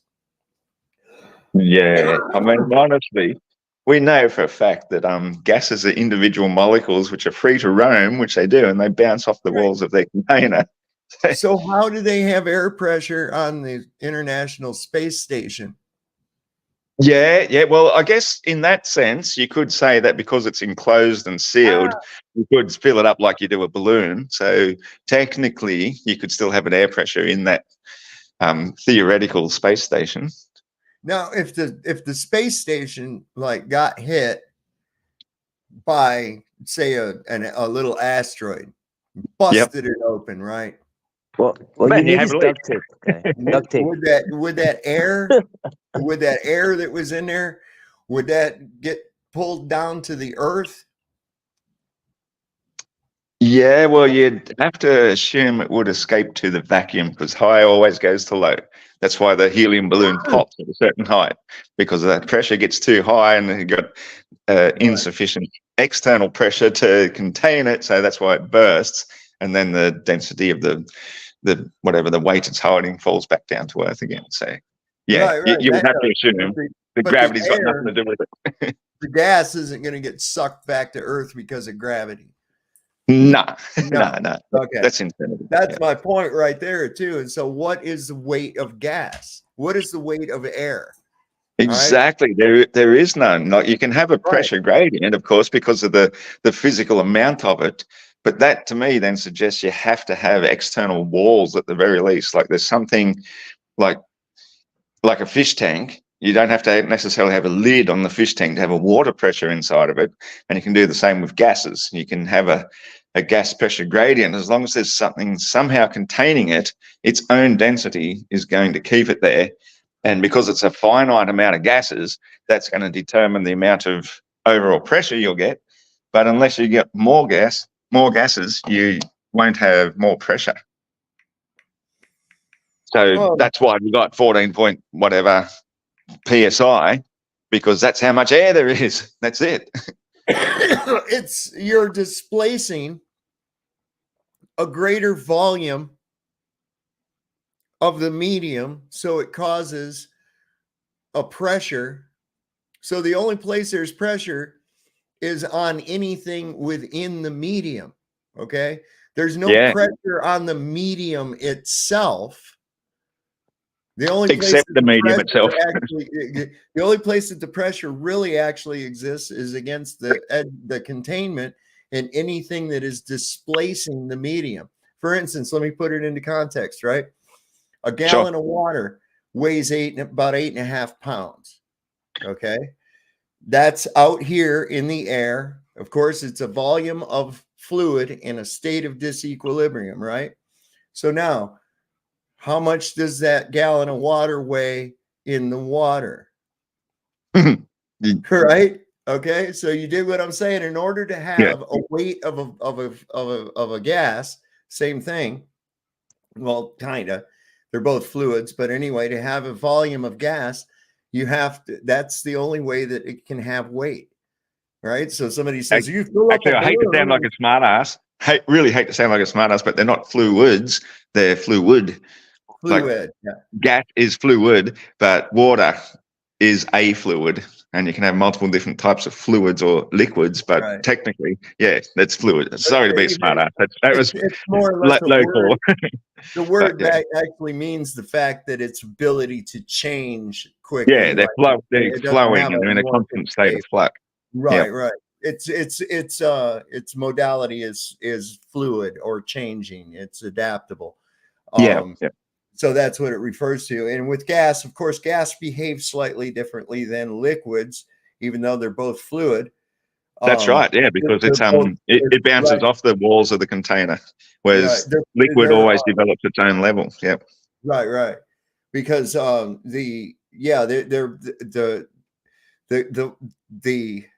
gas and the liquid are actually two different states of matter. Exactly. So even though they're both fluid states of matter, they behave differently based on what they are. So in order to, like, you'll hear somebody say, well, you can weigh a balloon and then blow it up with air and put it on a scale and then subtract the weight of the balloon. That's how much the air weighed. Well, wait a second. I had to have a contained volume of air in order to weigh it, didn't I? And that air would also be under higher pressure than normal air as well. What's that now? That air would also be under higher pressure than the external air. So you've actually got a greater volume of air. So it's actually going to weigh more than what air outside of the balloon would weigh as well. So that's why you in order zero to out fill your scale. the balloon, there has to be more pressure or more air put into the containment. Yeah. You zero out your scale, and that's going to technically you've still got 14.1 or whatever PSI of air pressure on the scale, but you zero it out and you use that as your baseline to measure things.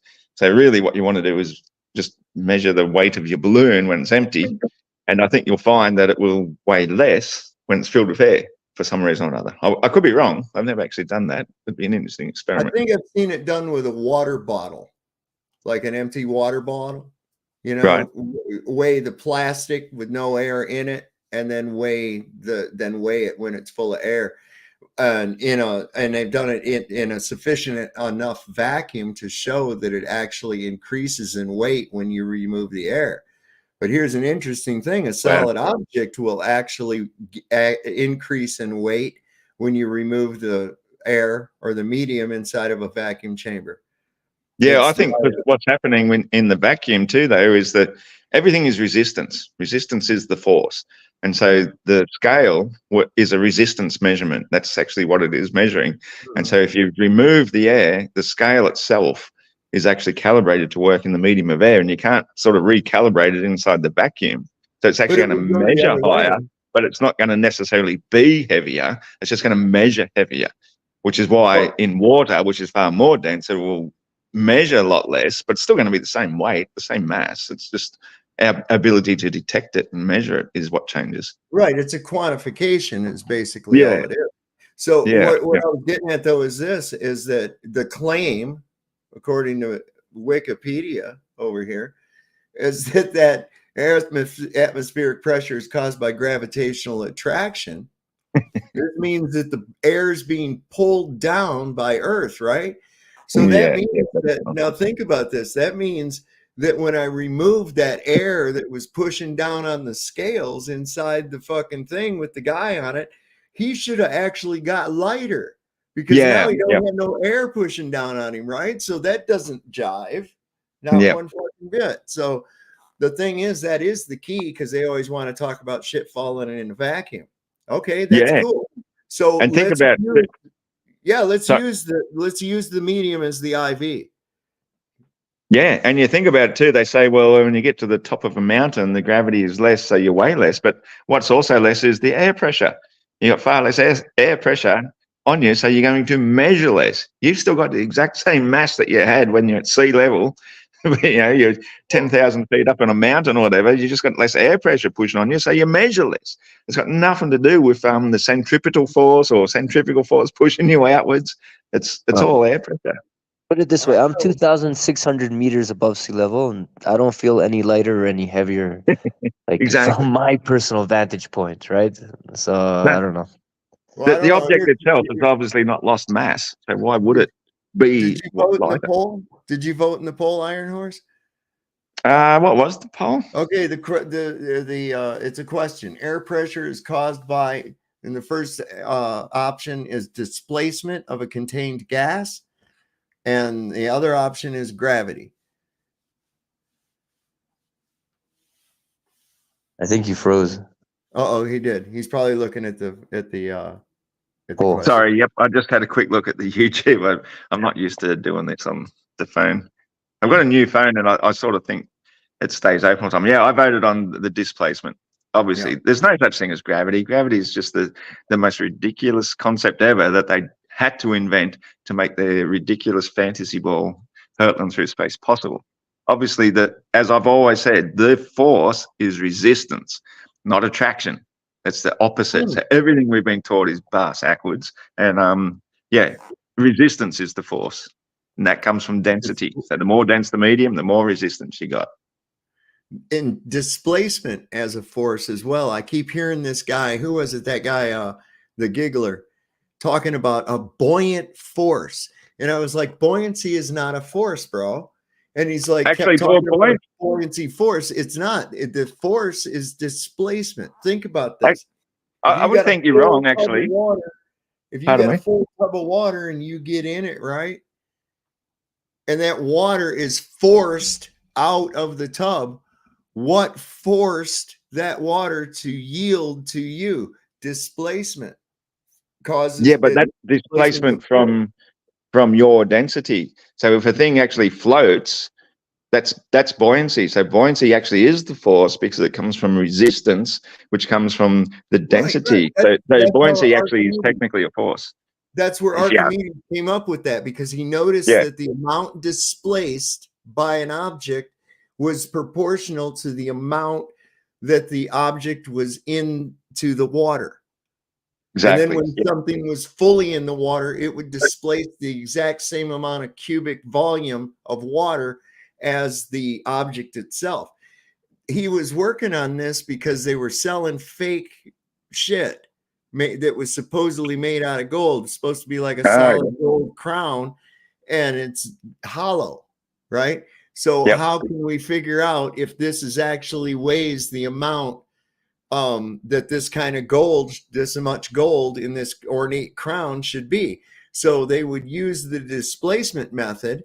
The amount of water that came out based on the displacement of it, they would know how much gold was actually in the object itself based on the volume, how much a volume of gold weighed compared to that. Actually, yeah, that's what I was going to say. Actually, I think that wouldn't actually work, because if it was hollow, it's still the volume of the overall thing. So you could actually have a hollow gold bauble and it's still going to displace just as much water as it would if it was solid gold, because it just has to be more dense than water overall, and the volume is what's displacing it.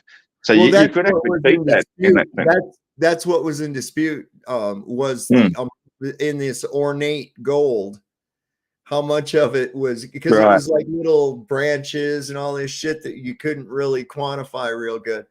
And of course, anyway, that was the story I was told in physics. And when Archimedes, the story told, and all of us laughed, was that when Archimedes discovered this, when he came to it in his mind, when this finally hit him, he was so excited that he jumped up. He was in the bath, and he jumped up out of the bath and ran through the streets naked, yelling, "Eureka, Eureka," and didn't even realize that he was naked. And of course, we all laughed because that was a funny story and shit. But you know, who knows? Maybe that's just the normal thing probably to do. added that. They probably added that humor to make it more relatable to the kids. So it's like, haha, and this happened. Yeah, I think back then, people getting around naked wasn't such a big deal either. But it's there was no Snapchat. It stuck. It made me remember who Archimedes was. He was in the bath, so he was with the buoyancy. Yeah, cool.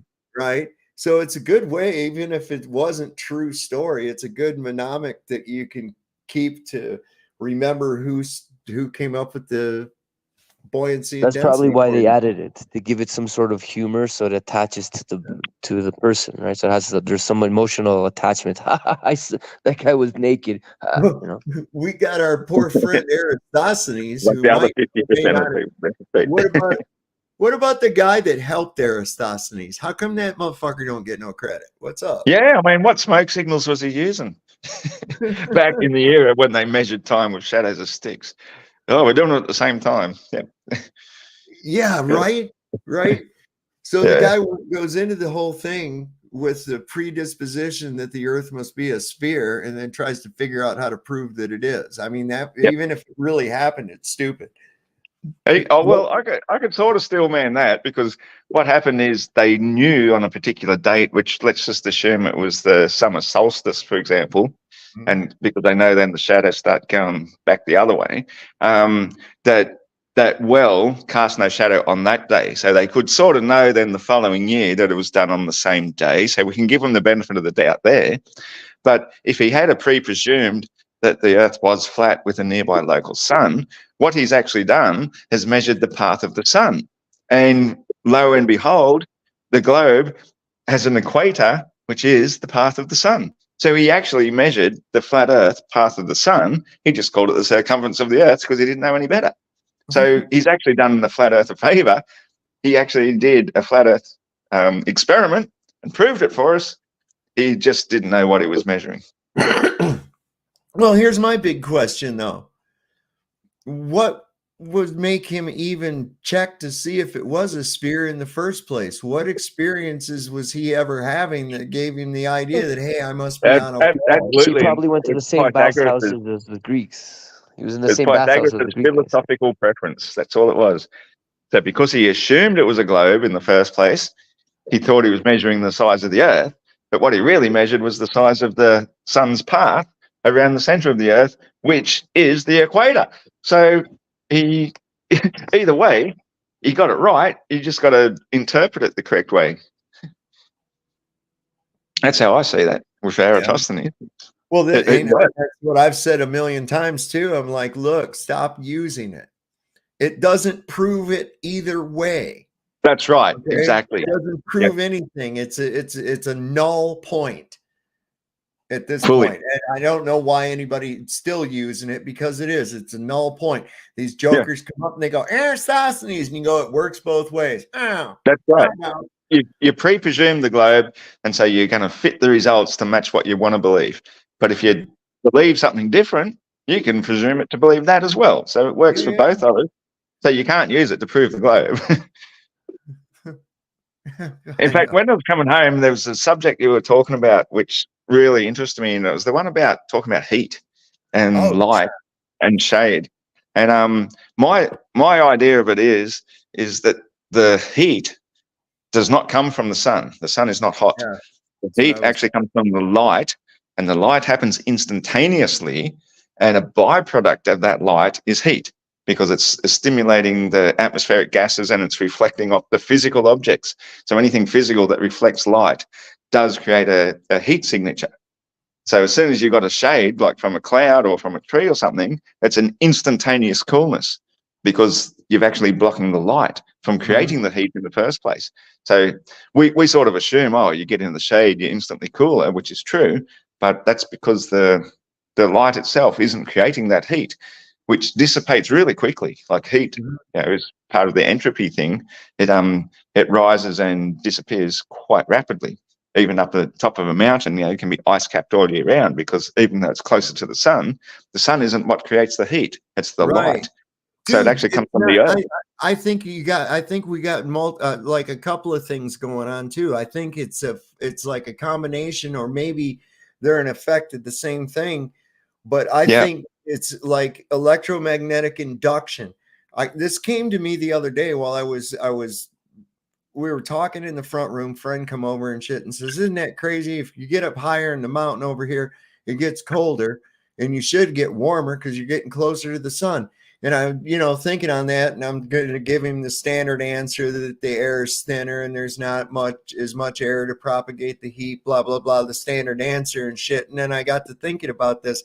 I don't know why it popped into my head, but for some reason because I have an induction cooktop. And I was right. like, whoa, wait a second. Hold on a second. Because even though it has a high and low setting, you can go from low to high setting, right? The same effect would be as you go in distance away from the electromagnetic source, right? You But get they a still only work very with certain type of pans, though, don't they? They have to be like a certain metal. They right. don't That's work on a what I'm ceramic saying, one or but something. I'm thinking along those lines, not necessarily Yeah, the exact same thing going on, because here's gotcha. what's really interesting, man.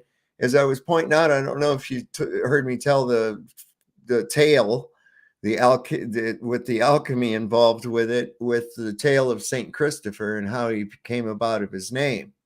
I did. So, yeah, I was listening to that. Yeah, that was very Okay, interesting. It's about when so I lost signal, but it came back and it just sort of caught up again. So, well, something I find interesting, we know that there's some kind of positive electric function that's happening with the sun. We can collect that energy. I know that when I that by grounding, I'm an electric creature. I can be outside and I put my feet on the ground. I touch a voltmeter and I can see there's a measure of current that's going right there.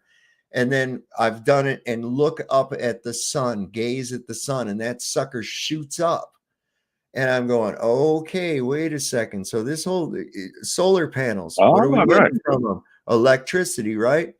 So with Yeah, this right. electromagnetic field, and you remember what I said about what Orpheus was, that he represents Mercury, the Christ represents sun, which is the gold, right?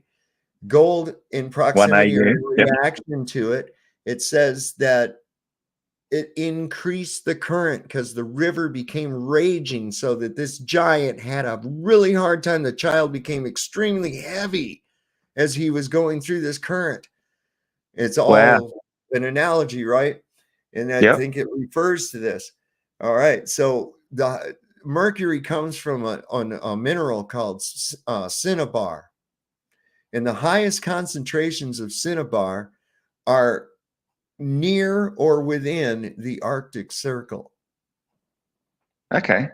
And I'm like, okay. And I'm thinking about this whole toroidal energy machine work type thing. Not that it's actually mechanical, but a natural form of this. That cinnabar is actually reacting within this plate or pan, or we're the electromagnetic conductor and it's the fucking pan. You get, or I'm sorry, we're the pan and it's the induction. Rightio. You know what's You dig interesting what I'm about that saying? too? It just And so, occurred to me like, randomly is when that you Mercury is meant to be the closest planet to the sun and the fastest one. And if you think that perhaps Polaris and the sun have something going on together, the closest circle to that would be Mercury, which is right, sort of what you just described. So with that so cinnabar actually, circle. as above, so below, the cinnabar, and Yeah, like I think everything could be a reflection. And sometimes I think the sun itself might be almost like the opposite side of Polaris, and it's actually projecting itself around the equator. So it spins around once every 24 hours, which is why it moves 15 degrees per hour. Maybe the sun is sort of like somehow connected. I don't know what the connection is yet. I still haven't put my finger exactly on it. But if you think about it, Polaris is also equidistant away where it reaches 0 degrees, and that is our equator. That's pretty much the equator on the flat Earth model. It's a circle that's equidistant away at 0 degrees, and that happens to be the sun's path. It's like there's too much going on here that's so right. coincidental. There's got to be a Oh no, connection. it's purposeful. There's no coincidence about it. This is why I say this thing is purposeful.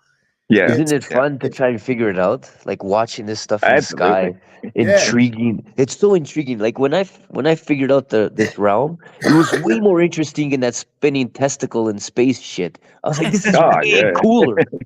This is so much cooler. absolutely. You know? There's so right. much to it, and it's such an intricate model that there's so many clues too. Like sometimes I think if the skylight could be like a star tetrahedron, for example, and the intersection points of those two pyramids is the equator, and that's why the stars seem to start straightening out in our appearance and start to go reverse polarity, because we're actually looking at them through a facet of the sky rather than the actual sky itself. Like everything is so mysterious, It but is. it Well, could be logical too. that's what I was gonna say. Is that it's like we've been showing what it's not for a Yeah. long time, right? And what Yep. we got to start doing too, in addition to that, because there's always people are coming around and they got the same questions, and we got to be there for it, man. We got to be there for it. But also, it's important. We need to start getting some ideas as to, all right, we know what it's not. Now let's try and figure out what is it. What Yeah. is Yeah. it? And we You can know, you use look the at scientific method. And unfortunately, there's probably people that already know, but we Yeah. have to do what we can, just like those people in the old times did. We have to learn it. We have to learn Hidden it. We from have us to, it's, beautifully. But and how did that start? How did that start? Some people was sitting around and talking about what is already known and weaving together some interesting hypothesis. Some yeah, it makes this interesting, a very experimental world too. Then, because you think yeah, about it, you chuck a whole bunch of kids out in the woods, and you tell them it's the middle of the 1700s, and all of a sudden one of them comes upon a smartphone or something.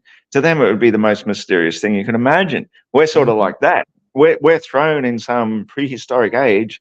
We're not told what it is, and we're trying to work it out. And yeah, you think of all the energy wasted of all these physicists and smart people that have been brainwashed into fucking thinking bullshit. How much of their thought process is lost in space? You know what I mean? When it could be focused here, how much for sure. progression we can have. Yeah, and I think that they've created this outer space because it actually creates, in a sense, even though it's only a mental construct, it's created a realm for these sort of archons to exist in, and they depend upon us to believe in it for them to have their own existence. So if we all stop believing in them, we'd actually eliminate them. There's something I sometimes think of, that there are these dark forces that require an invented realm to exist. Otherwise, they lose their existence. It's like putting the genie back in the bottle or something. I see the Giggler's back. He's in the chat here. The Mercedes F1 guy. Oh, yeah. Yeah. If I look at the chat, I'll freeze again. So. Yeah, he's not saying anything worth a shit. I don't even know if I should ever let him back up on here. Oh, good God. No. Thank God it's not him, though. Here's another guy. He's brand new. This is someone that we've never met before. His name is King Globy. All right. Oh, the king of the globe. Yeah, Wow. King Globy. How you doing tonight, King Globy? Hey there. Hey. Sounds like a queen. I'm a guy. Yeah, okay, Oh, Timmy. yeah. Okay. Timmy. Are you for real? What you got, bro? Iron Horse knows we live in a globe. Like, come on, man.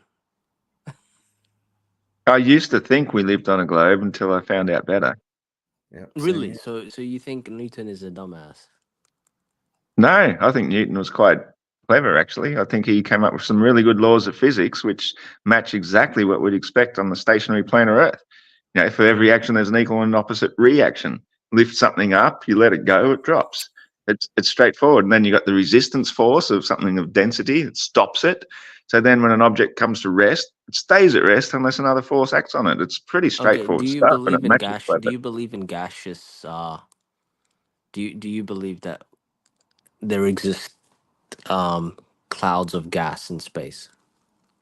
No, I don't even really believe in space as such. I believe that all the gases exist according to the laws of density and buoyancy, and they're all here on Earth. And once you reach a certain height, there's just nothing of density. And Okay. eventually you'll reach a superfluid sea bed of helium, which is just beneath our firmament at about 60 to 70 miles high. And Okay. whatever is above that, Um, we've got no idea. do you think that? Do you think I would be able to create an optical filter that was able to transmit a narrow band of light? Do you You think mean that a I would be laser? able to do that? That's what I was going to say, such as a laser. A laser? You think Is I that what you're would be talking about, able to Timmy? do that? Yeah, but you will also Okay. find that that light will So, disperse over a period all of right. So, do distance. you think? So, what That's what light does. what we have is an optical filter, right? That's able to narrow a band of light centered around the hydrogen alpha spectral line. Okay. And this particular spectral line corresponds with the wavelength of light emitted by hydrogen atoms. Okay. Now we can create that optical filter. We can look at the night sky and we can observe that there are certain gases in space. You've actually already lost me there, Okay. because on the one sense you're How have I saying lost you're you? creating a light, and the other one you're saying you're creating a filter. Which one is it? Is it a filter or a light? I never said I'm creating light. I It's literally a said it filtered light. repeatedly. I said repeatedly, optical filter. But you Okay. said a line of hydrogen atoms or something. That sort of What I threw me said off. was it is a filter that's designed to specifically transmit a narrow band of light centered around the Transmit. hydrogen alpha spectral line. That's my point. Transmit. Okay. What do you mean transmit? A filter Are you filters a harnessing Okay. the So light transmitter you from don't know these transmits. you don't know atoms? what an Two What optical are completely you filter talking different about? is. things. It's two completely different things. A transmitter transmits a signal. A filter filters that signal. What one are you Okay. talking about? So you How don't know can a what it filter is transmit? How can a filter transmit?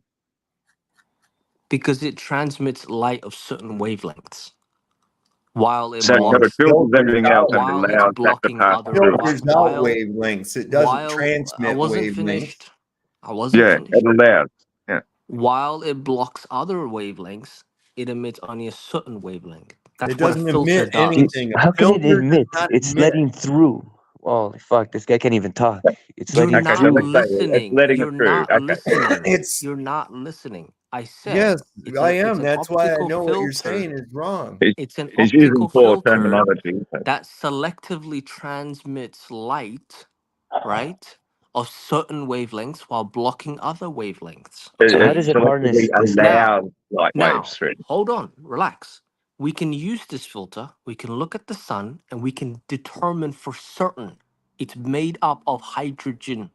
For certain, it is a gaseous element. For This guy's certain, there are hilarious. gases in space. So, how are you going to sit here and tell me there is no gases in space? Okay, so if I told you that our firmament is actually frozen hydrogen, And whatever the sun's source is creating such an electrostimulative force that it turns that hydrogen into a fusion ball, which creates that huge ball of plasma. But because we have the superfluid sea of helium shielding that, it appears to be fusing it into helium. That would still give you the exact same result. And it's actually what I expect I would see on the flat Earth model.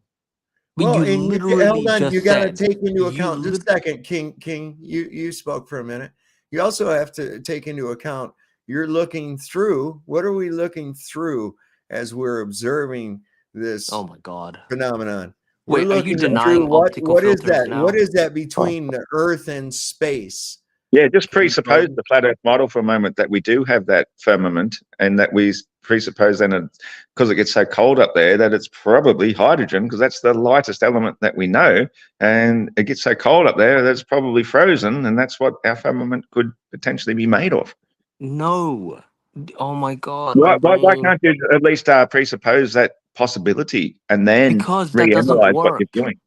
Because he's Well, it does. presupposing That's his space. He's presupposing that there's actual No, that gas out doesn't there. That's what work. you're doing. And it's presupposing that the sun is like a No, you're million times not. You bigger don't. than the No, Earth. I'm not Well, presupposing all right, anything. King, You're hold Well, not on. you are. listening. Hold on a second. You're Hold on. not We listening. This still is about have the light. Oh entropic my God. problem. Freaking hell. We still have the entropic problem. Okay. Oh Here's the God, problem with no. that. Now, is there you're looking supposedly through Earth's atmosphere at the sun, right? Which is supposedly 93 million miles away, which means that there's a lot of shit between here and there. Oh God, Okay. no. Oh, God, there's no. not?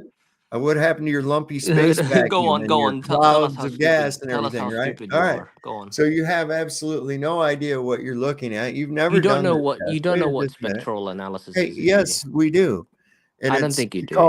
called fucking pseudoscience when it comes to lights Oh in the wait, so is sky. he saying spectrum analysis is pseudoscience? I am saying that Oh spectroscopy God. of fucking shit Wait, in the you sky said you didn't go to high is. school, right? Did I You didn't go just to high say? school, right? Did I just say shut the fuck up and let me talk or not? Did you go to high school?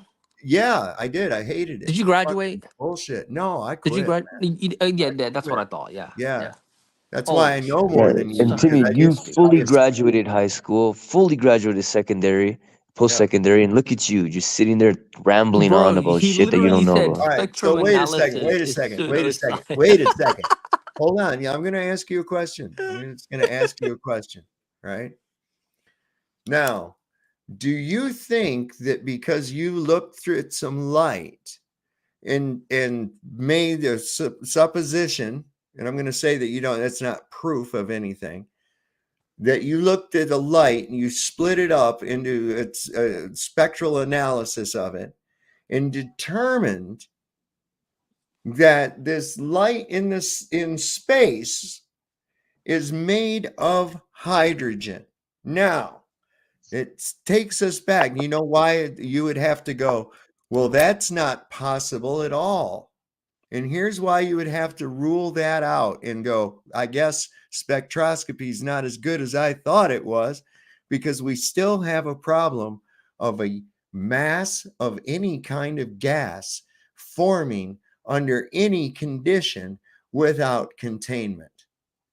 You can't ever Oh have God. that in any condition whatsoever unless it's I've already contained. addressed this. You can't make a ball or a cube of gas. Gas does not have shapes either. That's fucking wild, especially a sphere. Gases do not have shapes other than the containment that they are in. They cannot collect into a volume unless they are in a container. They also cannot have weight unless they are contained. Okay. Now, the air pressure you feel is not due to gravity pushing the air, pulling the air down, or anything like that. It is. Otherwise, or is. we would see a downward vector in the pressure. We don't have a downward vector of pressure on us. The pressure we feel on us is due to displacement. This is why it's dumb. equal on So all dumb. parts of your body. Okay. Okay, let me ask you It's this. Let me due ask you to this. displacement. All Out right, here are you in done? this air right here, There he's is still going. no Oh, God. pressure. There's no real pressure unless something displaces it. It's still a volume of air in disequilibrium. Iron Horse, And you that's really why listening to this it's in a crap? volume. I'm listening. Yeah. No, he's nailing it. He's saying a bunch of crap. So let me talk to the rest of the flat earthers here. So if you guys contain air, right? If I put air in a container, right? Do you think it's gonna create an atmosphere, or do you think it's gonna equalize?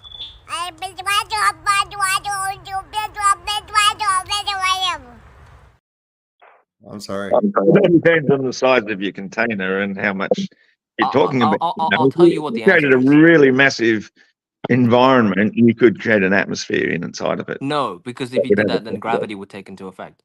You There's no can't make gravity, mate. there There's are no no gravity. Right containers on with there. gas that create an atmosphere. Period. None. What? It creates a pressure gradient of its own Every right. single time, pressure gradient due to gravity, buddy.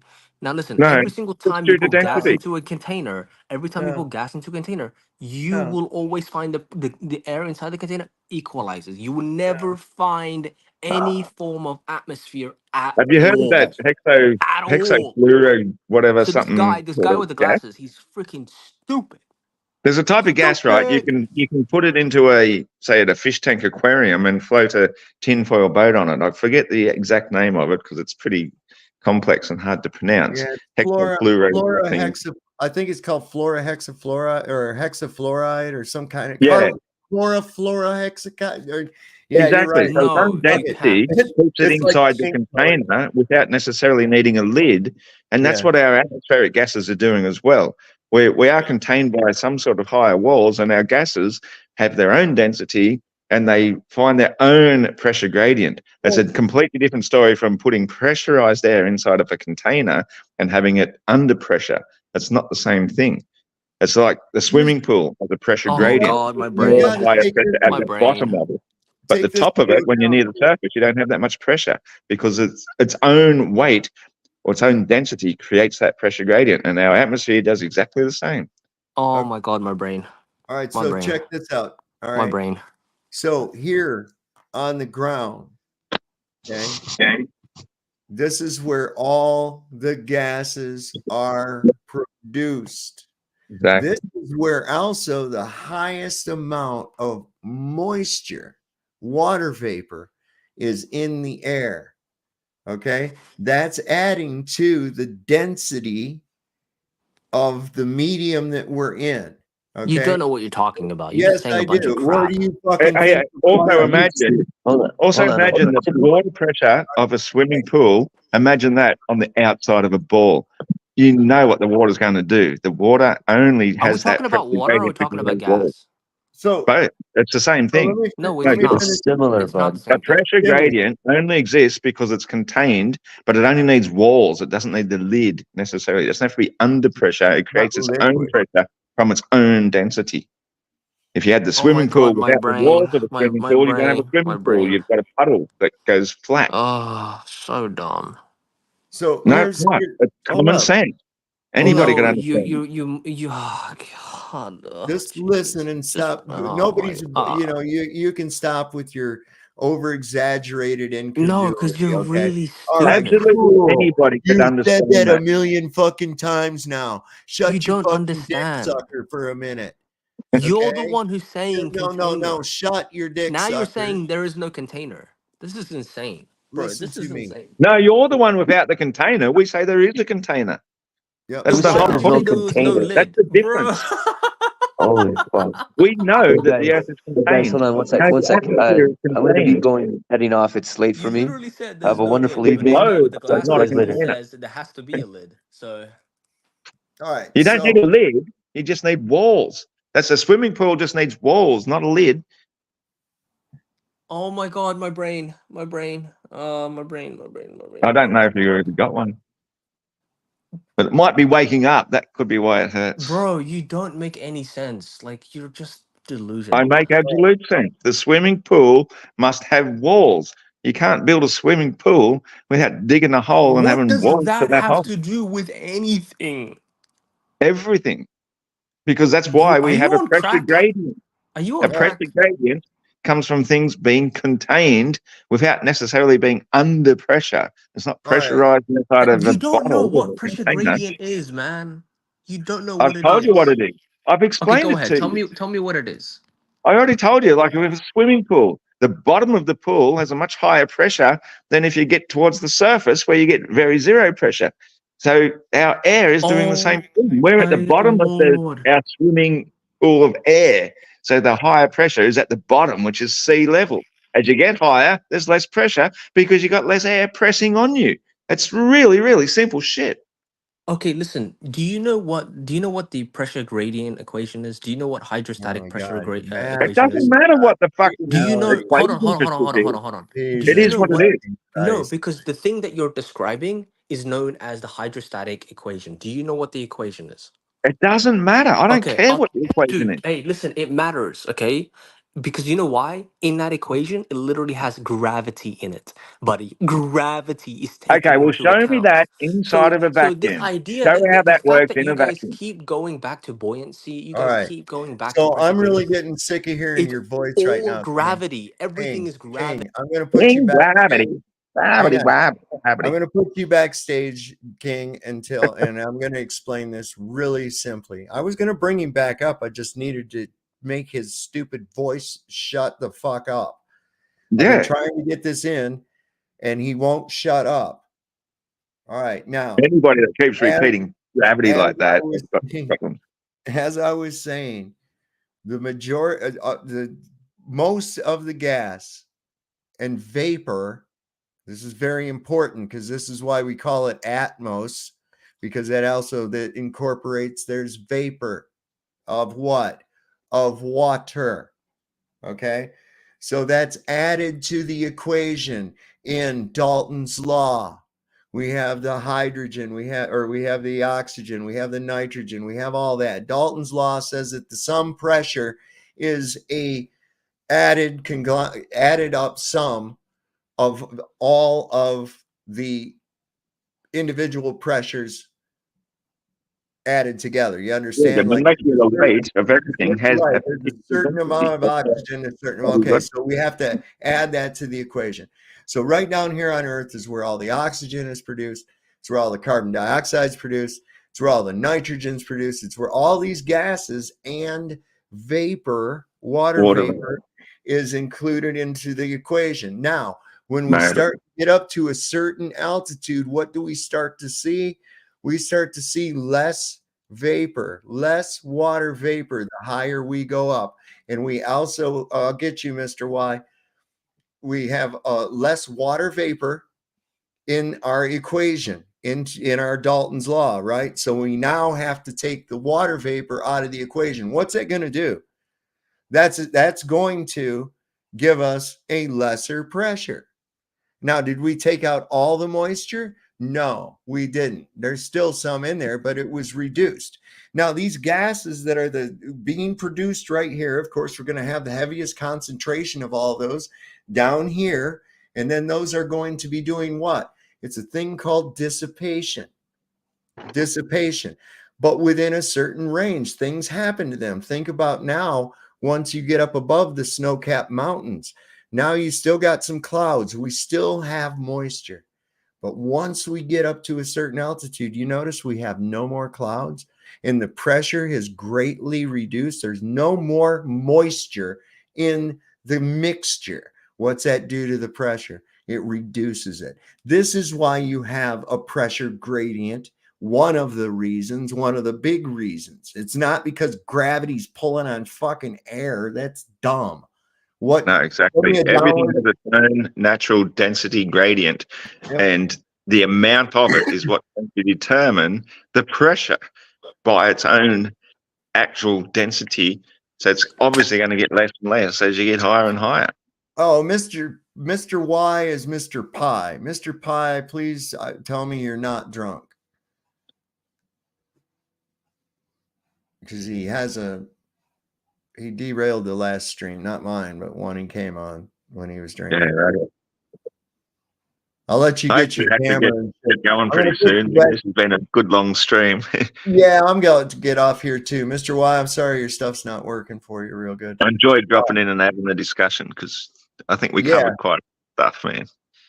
I'm coming Yeah. up on 4 hours. I'm good for tonight. But you know, Yeah, think to about that. understand the light and the All heat those and here. We got this. density gradient. Yeah, people don't take into account the water vapor in the air as part of that equation when it comes down to Dalton's law. I don't think they do. I think I'm they've not actually kind of ever familiar divided with it up Dalton. into percentages. I think they've just divided it up into percentages and give that each one its own value based on the percentages of the overall mixture. They're not, I don't think, taking into account water vapor because that has a great deal to do with it. The pressure's higher on a humid day. I mean, And the temperature has a lot to do with that as well. That's why the temperature will form clouds. Like on a hot day, you actually get more clouds, which is more likely to create a storm in the afternoon because we get a lot of storms around here. Right. One thing I was just going to say, I'm not overly familiar with the Dalton's law. If you can briefly describe that for me. Okay, it means that the total pressure, like if you have, and we'll take water vapor out of the equation. Let me see. I've got a little demographic of it. Cool. It's pretty good. Let's see. I like to know stuff so I can use it. Yeah. Let me see. Where do I have that? I have it in here. No. Oh yeah. FE debate. Right. That's right. I need that one. I need that folder wherever that's at. Because while we've got a bit of dead space there, I just will quickly say too, I have a feeling that when we measure altitude, I have a feeling we get a false recording. Like we might be fairly accurate up to a reasonable height of 30,000 feet or something, but I don't think it actually keeps on going on a linear scale. I think it's exponentially less. So it gives us a reading where, say it says we're at 60,000 feet, we're possibly only 45 or 50,000 feet. I think it's given a false thing because it's the air pressure drops so much at that height. That's what they're using to measure our height. And that because of that lack of pressure, we assume we're that height and everything else measures the same height. So it's not going to be dangerous or create any problem, but we're maybe not quite as high as what we think we are.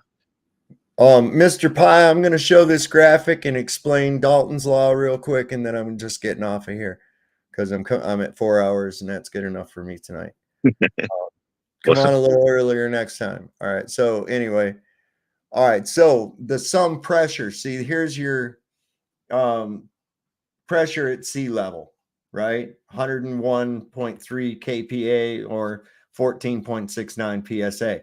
Now that reading comes from this combined. These are all added together. You've got 3.03 psi of oxygen, 11.32 psi of nitrogen, 0.14 psi of argon. There is the water vapor. Okay. 0.18 psi of water vapor and 0.007 psi of CO2. These all added together give us the 14.69 psi at sea level. So Dalton's law says that the total pressure is the sum of the of all of the various pressures of each individual element in that. So what happens when we start reducing this factor right here? We start reducing the 0.18. Right? Yeah, like the H2O is going to form into clouds at let's say 3 miles high. So once you're above that, you haven't got that pressure on top of you, but it's still going to give you the same illusion that you're at a particular height because you're assuming that it's still there. Right. It's all calibrated at sea level. So yeah, so it's like, is that what it's actually measuring? Is the variance in the less and less water vapor is the higher you go? It can't possibly be measuring these other gases. It has to be that, because I think that you're right. There would come to a point where you wouldn't be able to use it anymore.